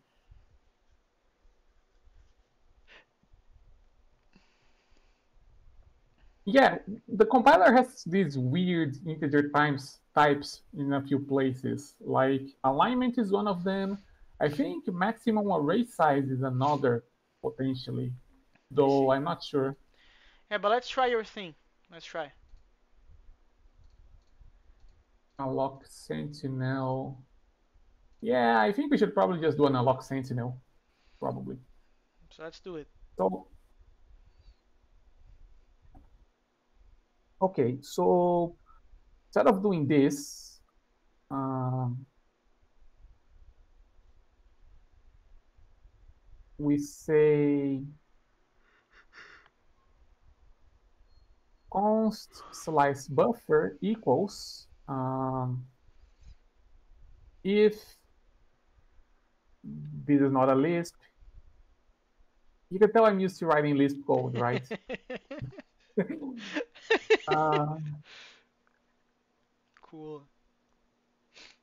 if has sentinel, then we do something, and this is actually just size, no if, no plus. This is the else branch, and we need a Curly Actually, this braces. doesn't even need to be curly braces. It can just be try allocator dot alloc sentinel. Yeah, takes the allocator, takes the element type, which is Child. Item child. item dot child This is gonna be size plus one. size. Actually, it's just size because it says allocate n plus one Oh, so items, it's and that, size. yeah. Cool. So it's just size, And what will be the and last thing? then item dot sentinel dot question mark. And I have no idea how to get rid of these things, so I'll just delete them by hand. And this is very long. There we go. Cool. Let's make the for loop now. So it's a for loop with indexes. How you do those in Zig? Do we actually need? We do, right? Because we need to assign the things, right? Yeah. Yeah. Uh, So oh, Let it's me very just double easy. check that. It's I oh, I already found it here. No, I want to double check just the binary, or not binary, the negation operator, because I put a tilde there, but I'm not sure if that's The actually it. compiler will tell us, bro. No, it It's won't, fine. because it's a Boolean operator. It may be the wrong one, is Then the if thing. it is the wrong one for that type, the compiler should tell us. Operators. Ah, Uh, Wrapping lispers. negation, division, bitwise. This is bitwise not. Yeah. Oh, logical. Boolean not is actually exclamation mark. I see. Yeah. So there. And then we do this, right? For And then parentheses, and then you do 0 dot dot comma. Uh, index, and then yeah, in the example here, it's expecting an array, a collection. slice buffer. Yeah. We don't care about the index, so you can actually do underscore there. Actually, we don't really need the index. We can do this. Slice buffer, I think, for loops. This takes indexing, but actually that's not quite what we want because there's a way to do pointer shenanigans inside of a for loop, and I don't recall how. Pointer shenanigans. For items, take the value and do stuff. That's not what we want. This is over a portion of a slice. It's not quite what we want. Items, Is that index the of one down there duration. for reference? I found like down there. Yeah, for reference. Iterate over the slice by reference by specifying that the capture value is a pointer. Is that what we want? It is what It, we it want, really actually. sounds like So what we want. We need to put an ampersand and a we star. don't, we don't. The reason there's an ampersand here is because items is an array. I see. It's actually a chunk of three A slice is values. already a pointer, right? A slice is already a pointer, exactly. Okay, go. Let's go back. Okay, so we just put an asterisk in front of the thing. And then we say That's very convenient. item, well, not item because that will shadow the thing around it. Yeah, Element. yeah. Actually, let's be short. Let's say lm. And then you're gonna do lm equals Lm dot asterisk equals try try and then receive message. receive message And then there the type is gonna be item.child. item dot child Allocator and the EC is the same. allocator ec Semicolon. semicolon. Yes. Uh, and then after this for loop, we do value equals a slice buffer.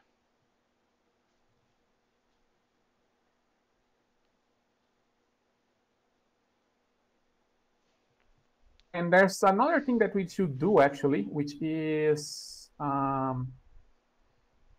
we're allocating here, right? Yeah. So we actually should do this. Error defer. Um, Oh, to see if it did successfully. yes, I see. if we fail, we need to free the thing that we just allocated because it's not actually going to be used, right? I think if we fail, it should So error out actually. no, it will error out, but on the way out during the error propagation, we want to free stuff. No, that's correct. Um, allocator, is it free or is it? No, it's destroy. Should be the return value of create, which is the lower level thing that is the bottom of a lock. Is it free? No, destroy is for a single item. Free is for arrays. Okay. Allocator free. Slice buffer. There. Awesome. Awesome. It was not that annoying to handle this actually, but that's okay. Uh, okay. Now we have two options. Let's see first if this compiles. That's the first step. Check if it compiles. Client build. And it Yeah, doesn't. it doesn't compile. Unused local stuff. So there's probably a typo somewhere. No, there isn't. Oh, it's because this is a block. That's not gonna fly actually. Oh, it's because you need to add the curly braces including everybody else. That's the problem. So just move the Yeah. 311 to after the 316. That's it.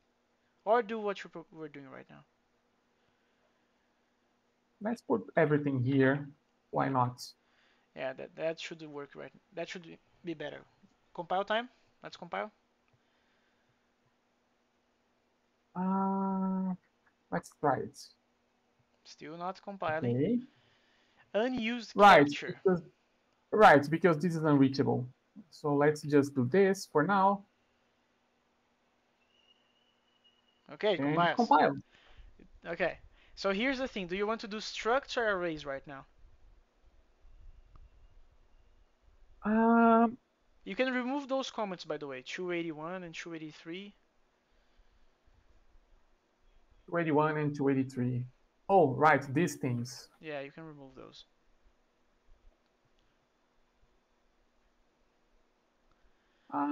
Let's do. This is for unions, right? Yeah. Yeah, this is for unions. We already did that. That's fine. Man, it's amazing how much bigger this is in comparison to the sending. It's nuts.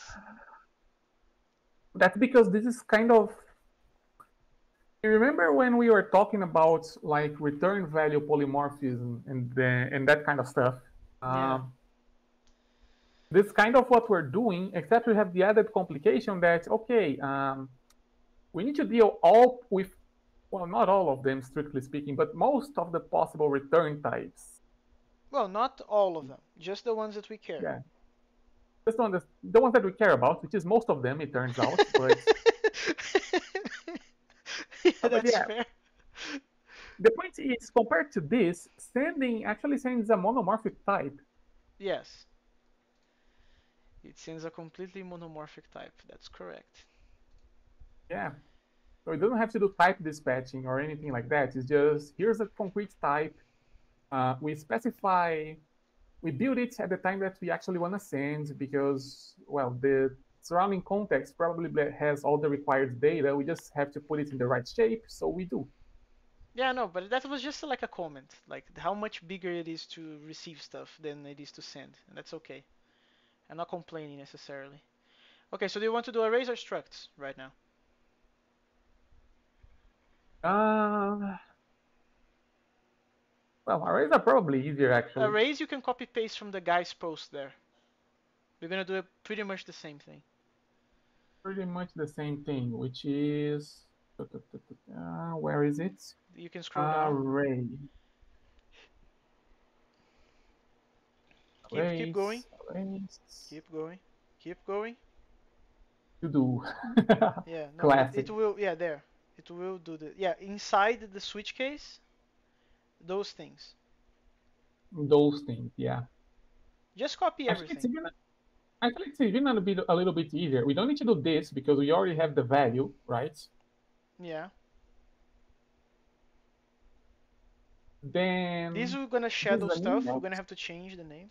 Oh no, we don't have an index globe outside of the scope. Yeah, copy from the index in the while loop. That's it. Actually, you can just use a for loop instead. This is like how people used to do things before for loops were a thing. Because yes, fun fact about Zig, Andrew Kelly, the author of the language, he resisted adding for loops for a very long time until there was a very concrete optimization case for having proper for loops. That's interesting. It it some optimization needed to come in for him to be convinced Well, that people want for loop. And they, optimization slash intent expression. Because here's the thing: a for loop, it tells you specifically that okay, this is going to terminate, like because I know the size of the thing that we're iterating over ahead of Mhm. time. So that's a bit clearer for reading because you don't have to check, okay, what happens with the condition? Yeah, you don't have to deal with that in a for loop.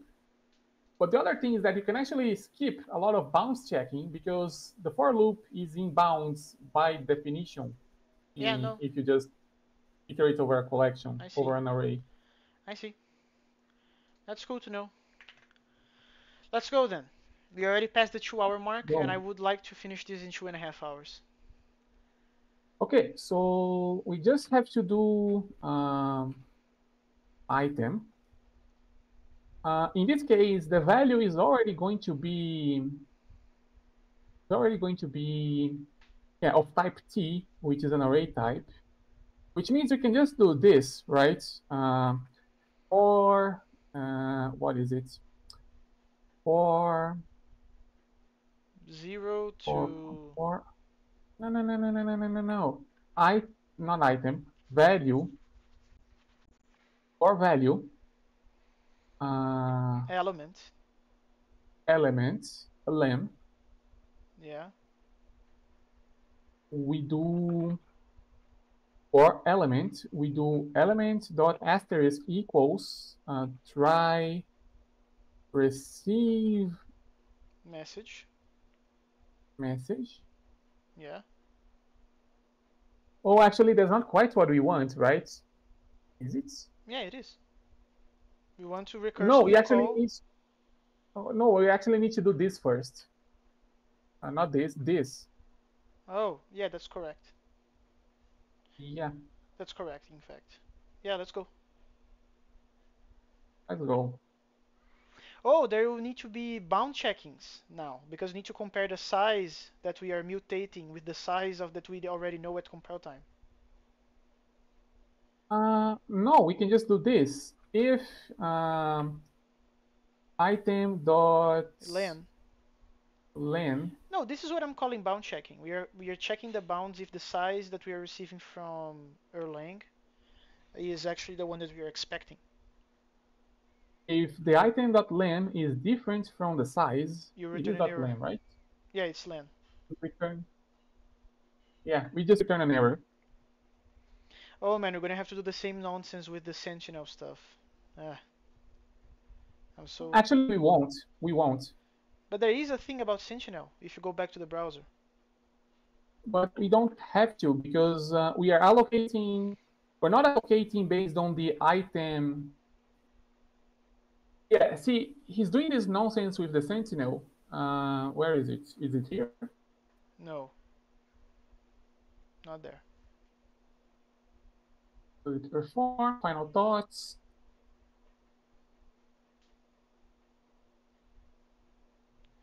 Yeah, this is not actually handling the Sentinel at all.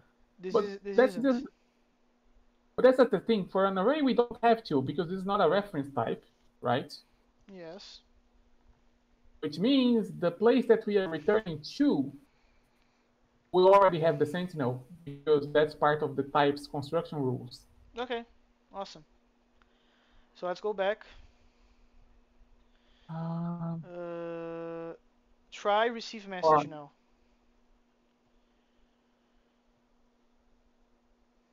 Receive I, message. re- I receive Do we message, have item dot what? Check the LSP. item dot Child, child. allocator, EC. Done. Semicolon. And then you return. Semicolon. We're already mutating value actually, so it's fine. We don't need to do anything There's else, one I think. last there's one last thing that we gotta do, and actually we gotta do it for the slice case as well, which is we need to read the trailing elements of the list. But didn't we just assume that when you decode the header, like, Oh oh no, if no the no size no no, yeah, that was no, about the +1 thing. You're right. How are we gonna do that though? We don't have a decode null. no, we don't. But if the size of the list is actually we don't need to decode a list specifically, although we probably should, right? Well, what do you mean probably should? We are decoding a list. Arrays and slices are lists, isn't No, there? no, no, no, no, no. I mean for the trailing elements specifically. Yeah, but how are we gonna read that? I don't know how to do that. I think we just have to do this again and And say this is mutating the size a second time, and then we have to say that why do we need if to do that a second time? because we need to check that this is a proper list, right? I'm rather confused. Size is not 0, then return error dot decoded improper list. I don't understand it. Why do you think decoding another list header will pop the null? Because it says right here in the documentation here, decode the list header, right? Yeah. If arity is 0, it is an empty list, Yes. which is the empty list. So there's no trailing element, And it we should is check an for element. that. Oh, we are already checking actually. But if the arity is not 0, then arity plus 1 elements follow, and the last one is the tail of the list, which is normally is an empty list, which is what we get if the arity is 0, you see? Oh, I think I see what you are proposing. Okay, okay. We can go back now. You need to copy Which paste this means nonsense to the slice as well. to the slice as well. Yes, yes, indeed. Could you put the value equals at the end? I think I prefer that. Okay, Cool. value equals, and here we're already mutating the value Yeah, by we don't. reference, Yeah, we don't so need to that's do value fine. equals anything there. Okay, struct time. Let's see if it compiles. It does. Compiles here. Yeah. Yeah, we're gonna have to figure out how to reduce the boilerplate on these things, but that's a future concern. Uh, I mean, each switch prong is actually pretty clean already. It's just, yeah, there's probably some nonsense that we can like make shorter, but for the most part, it's actually okay. lines 285 that you can remove the curly braces. That's one. 25, okay. Uh, that's not. There's no much We else don't actually. we don't need the curly braces here. Actually, we kind of do. Yeah, because of the else, I believe. It's not even because of the else, it's because of the semicolon. Oh, I see. Anyway, there's nothing immediately obvious to me. We're gonna have to think more about it. But let's go to the struct now. Because to go to the struct, which things are we missing? We are only missing maps and actual other structs, right? Um, So that's what we. Yeah, That's it, and then we are the done. struct case. Yeah, we're That's just missing the struct case. yeah. Final piece of the puzzle. 21 minutes. Let's go. Let's go. Let's freaking go. Okay, here we are, the final boss. Yeah. So First of the first. all, let's remove Yeah. all Let's of these uncomment. things. Let's uncomment and now let's read. So this is a struct. That's cool. Then we are doing an inline for loop, checking, getting the fields of the type t that we already know it's a struct. And then here comes the first problem. We're not gonna do what the guy is doing, right? Because this is a code from Reddit. Because the guy is basically Yeah, we're doing not. another switch case. We're gonna just call ourselves recursively, right? Yeah. So we actually don't need this. Yeah, you don't need the Um, switch at all. You can remove the we don't entirety of need. the switch. This is complete nonsense. Complete and utter nonsense. Does this need to be inline actually? I think it does because this is a meta. It uses meta information to do a for loop iteration. Yeah, it should probably be inline, I guess. Okay, the try. This try is not going to be deserialize info into. It's going to be deserialize. It's going to be receive message again. No, but save this. Uh, Save this for later. I think we're going to use the at field, whatever nonsense is there. give me a second actually. At field, right? At field is to access a struct field by name, and Yeah. then we're taking the address of that to initialize each field individually.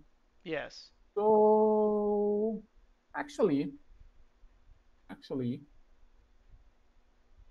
But it's not going to work like that. We're going to do this in a further line, like down after we do the receive message uh, recursively. no, actually you can just do this. No value. Actually, not this. Um,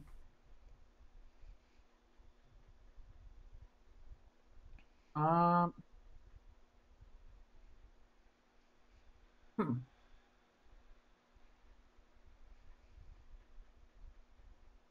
I wonder, can we just do this? No, but that function doesn't exist, bro.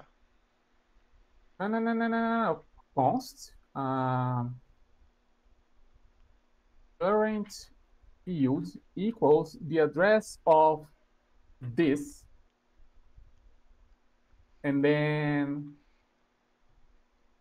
current field dot asterisk equals try receive message Struct um, field dot something, probably.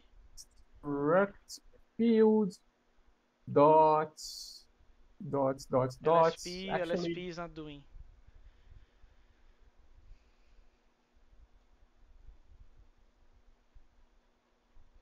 actually not this No, man. pipe We need to go to the info struct field to see in the documentation. I will check. pipe dot struct field. I see. So type It's dot type. It's type. I already found it. struct field type. I see. So struct Type, field type. allocator, ACC, AC, sorry. And I actually don't Uh, understand what you're doing there because you are declaring a const field using the address of a at field. yes, So this is basically a pointer to a field this is a of the point. structure of type T. Yes, this is a pointer to the fields given by this name, which we get from here, Yes. from the for loop. Yes. So we get the name of the field. This is a compile time known value. Yes. We use the at field built in to access the fields by its name, Yes. right? We take a pointer to that, and then we mutate the value through the pointer. Okay, here comes the twist. We need to do the thing that we were talking before, right? About the maps being not in order. We do. So where are we going to do that? We very much do. And we need to call Erlang at some point. And we need to call Erlang at some point. Yes, we do. Uh, Do we actually? Because a struct is basically a composition of everything else. So we are already uh, calling Erlang on 231. actually, actually, um, we do because we're going to receive a map, right? We need to check that first. No, but here's the thing. Here's the thing. Every single struct from Erlang's point of view will be a map, right? Yes. So we need to check the map header. You're right. We need to do the map header first, before the inline for loop actually. So the name of the function is decode map header.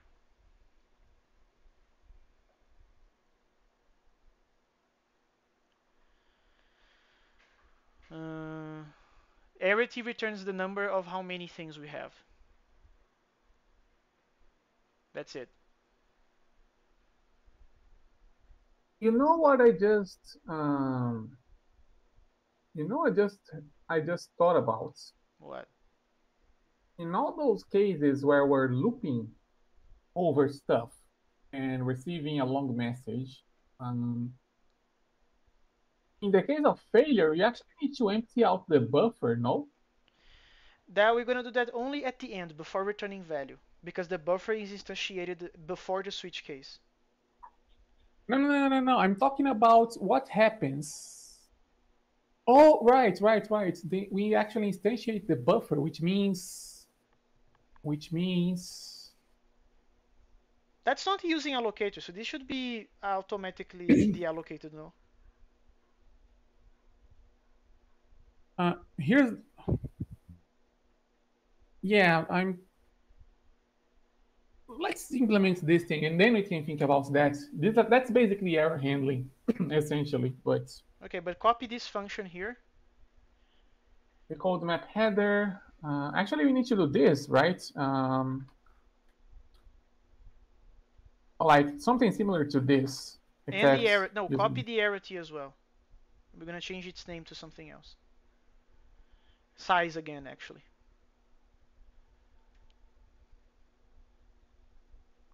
Cool. And instead of decode tuple um, header, it's gonna be tuple. It's gonna be decode map header. Cool. So here's the thing. Here's the thing.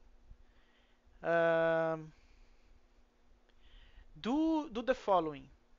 After the try validate, you're gonna do const fields, just that, and you're gonna do the std.meta.fields_t in a separate variable.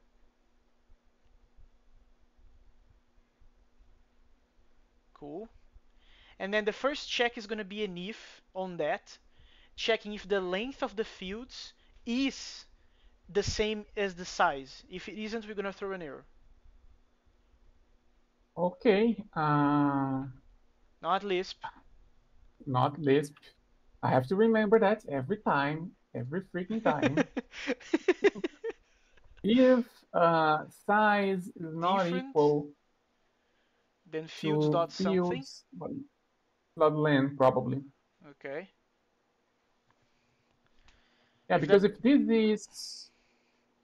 if this is yeah, it returns a slice, so it should be field.len. so if that's the case, you're gonna return an error. So return error like the Wrong wrong number number of of map entries, I think. Okay. Oh, actually, that's a lie. That's a lie. No, arity returns only the pairs, so it's correct. Okay, it's correct. Because there is yes. an observation of documentation talking about that arity times 2 is the number of total elements because it's a key value pair. But that doesn't matter for us in this moment. So if this That if is doesn't not matter. correct, that means that we are good to go in terms of quantity. Then we do the for loop doing that. But then Uh, we can't just iterate over the fields because we don't know if the order will match the order that we got from the network, right? yeah. Well, I think we can iterate, but we're gonna have to do an if inside the loop, probably. Uh, Yeah, man. I think you're gonna have to do if current field is contained in fields or something like that. Something along those lines. actually, actually, what if we do this? Hmm, Actually, no, that's not. Yeah, let's try my way first. So after line 239, no, actually 238, you could do an if. If If, so here's the problem. Current field has type struct field dot type, correct? That's the type of actually, that. actually, We need to do an if and check if the name of the current field is contained in the names of the fields on line 234. You see? yeah, that's like no, because this current field here is the field that we're getting from the iteration. We haven't called Erlang yet. We need to do No, that we first. did. 238 is calling Erlang. 38. Yeah, but this is actually grabbing the key. We need to grab the key first, and then we grab the value. We grab the key. Yeah, No, but because then we yeah, but then it's easy, no? It's just checking if the current field dot type is equal to string or whatever. yeah, we actually have to do something like this. For size dot dot, well, actually it's the other way around. It's 0 dot dot size uh, index. Not sure if we're actually going to use it or not, but I still don't get what this for is doing. Let's go. Continue. no, actually you don't need this index. So we do this, and then we say, uh, actually this for will go inside of that. You need to This remove is line. You need to change line 240 here. No, just remove line 240. I 240. think the formatter will figure it out. It won't. Mm, it won't. Are you sure the syntax of ignoring the index like that is available? One moment. Expected loop payload found that. Yeah, so I think you need to do that, yes. Yeah, you need to do that. Okay. That means actually this goes here. Format. Do we need the inline for? Yeah, I that's still probably think we fine do. actually. Yeah, I still think we do. And then we have to do this actually.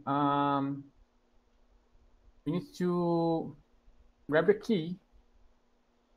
Actually, const key equals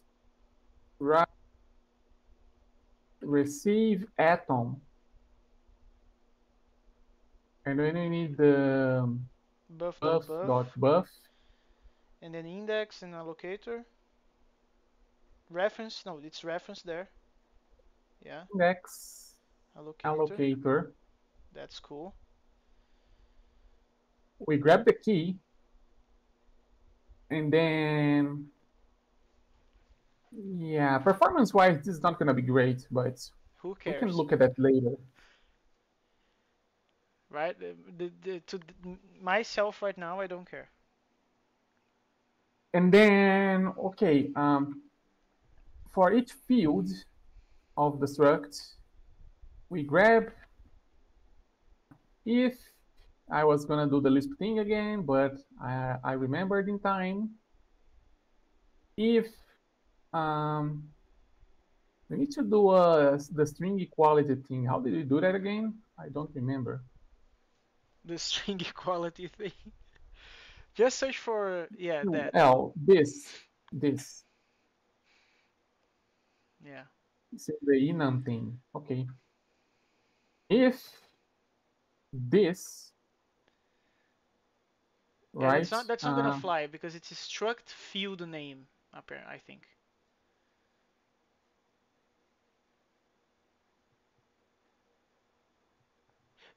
There. And should it be value on line 239? It shouldn't. It should be the key, actually. If the field name is equal to the key, then we have to do all this. So there.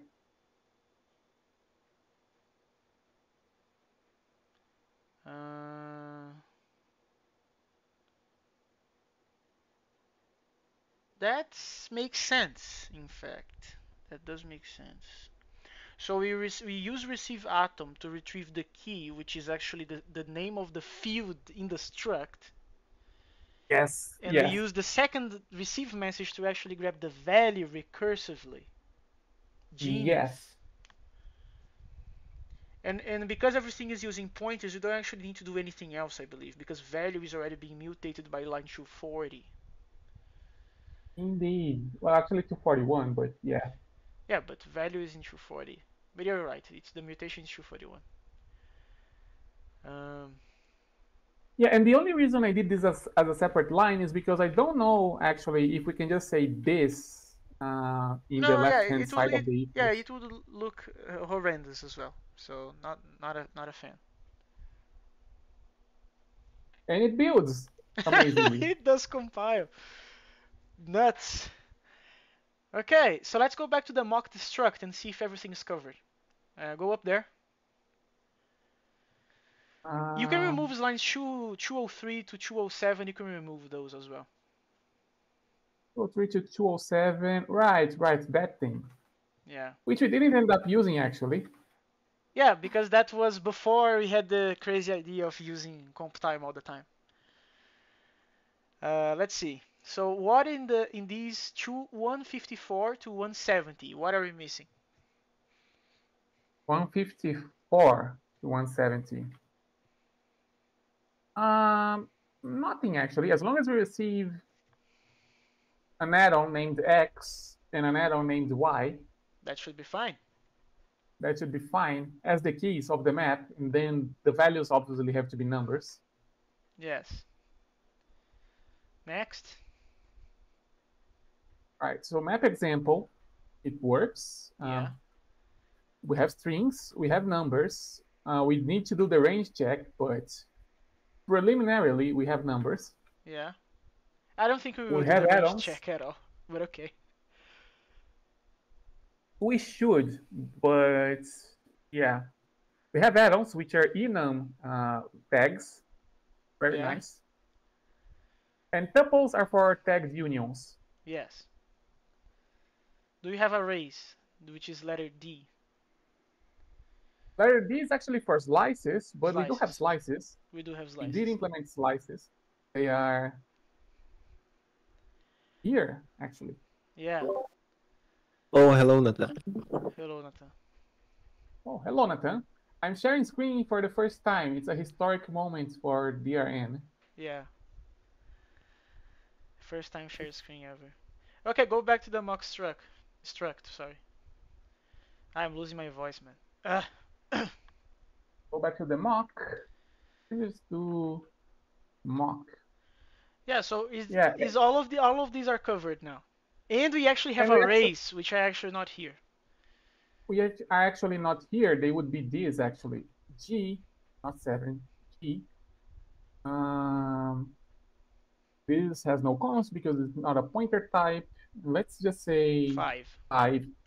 Okay. It's a 5-dimensional number, whatever that means. Let's make it a quaternion. That's nicer. Okay, so as far as we can tell, we didn't test anything because, well, Marinho can't run the client. But Yeah. it compiles. What, Venom? Why he can run the client? Because he's NVIDIA missing, nonsense. yeah, yeah, he's missing drivers for graphics. Oh no. Yeah, Yeah, actually, you see, the problem is that I do have the driver set up on Geeks, which is my main package manager. I do use the Geeks system. yeah. The problem is that this is inside of a flake, which means I'm using Nix, not Geeks, which means I don't actually have the driver set up. in the Yeah. Flake. And you're gonna have, but it should be easier to make the geeks file if you have copying from the Nix one, I believe. Yeah, actually, the funny thing is I don't even need to do the I don't even need to do the driver setup in the Geeks file itself because Yeah, be careful Geeks to show your shell. configuration. Be careful. No, I'm not gonna show that. I'm going to show the help text. Help. I think it's. I don't Uh, remember actually the option. Yeah, help transform. Yeah, the way you actually set up the NVIDIA drivers is there's a package called NVDA, which is meant to replace Mesa. And you just have to say with graph equals, and then you say Mesa equals NVDA when you do the Geek shell to enter the mhm, environment, the dev environment. mhm. So the package definition itself doesn't have to care about which drivers you're using. Only the user I see. who's going to enter has to say, okay, graph Mesa with NVDA, and Yeah, then things should work. yeah. Although I'm kinda, have you tried running the client to see if it's gonna fail? Uh, well, You can do just client uh, there. just clients. Whoa, it didn't complain about the what we were talking Oh, about. right, because I forgot about this. That's not what I wanted to do. Client.zig is because I'm not running the backend. But if I do, where is it? It's here, right? Yeah, you need to comment API everything below that. connect failed. No, it's just this try that I need to comment, I think. No, if you comment that, the established connection will fail again. Uh, yeah, it definitely will fail again if you do that. Well, sure. Actually, here's what I'm gonna do. There's all of this, right? Wait, I'll why just why do. don't you try? Wait, before doing any of that, why don't you try going to another terminal and going to Nix and trying to run the backend? Uh, I guess I can do that. What should I do? I think it. Just. No, I don't think we have a just client for the server yet. Yeah, we actually add that. Add that to the just file. It's gonna be just server, and it's gonna be re-bar3 shell. Okay.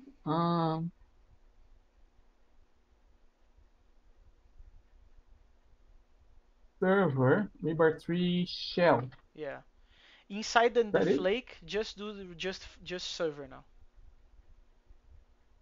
Just server, and it broke. Why? Oh, Oh, I because know I'm not why. running the database. I'm Yeah, not running the yeah, we that's true. So I forgot about that. When the process that we spawn to keep hanging on with the server, it actually attempts to start the database. Let's see how your tiny terminal will handle that. Just do dev env up inside the flake. Yeah, this is crazy actually. It's gonna. I think it's gonna explode. It's gonna be nuts. No, no, I'm no. not What are gonna you doing? explain. Just do Nix developing pure. Yeah. Yeah, I wanted to fix the thing because it's What still the heck broken is what actually. the heck is going on there? Okay. Now you do dev env up.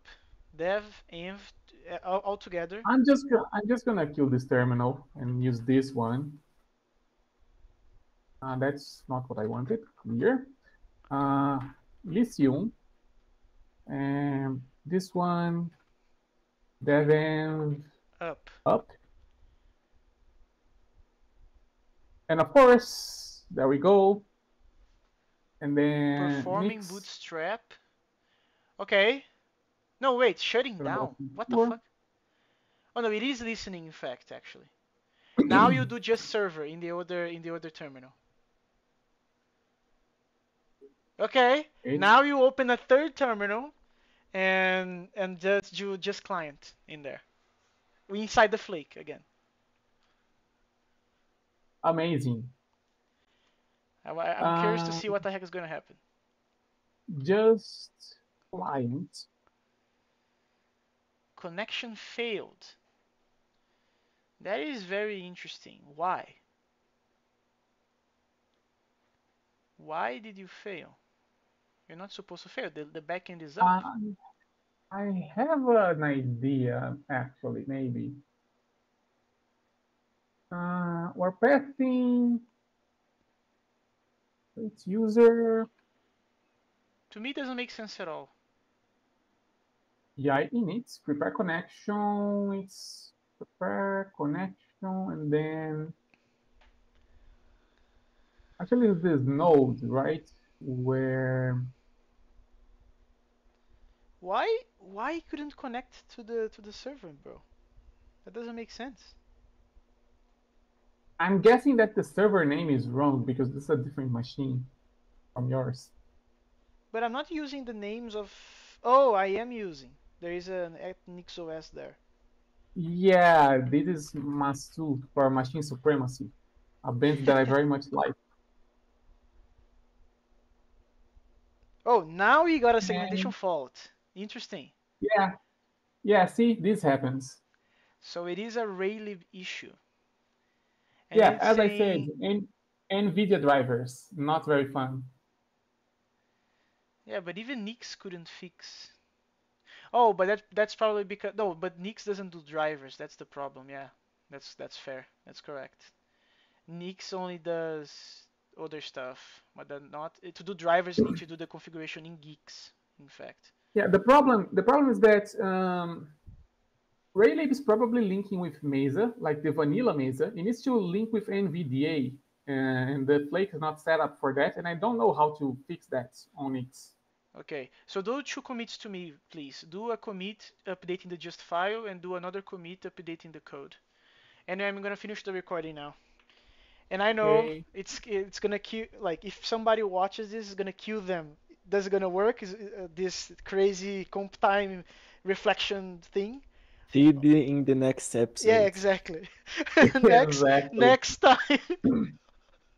Yeah, next week on Dragon Ball Z or whatever. Yeah.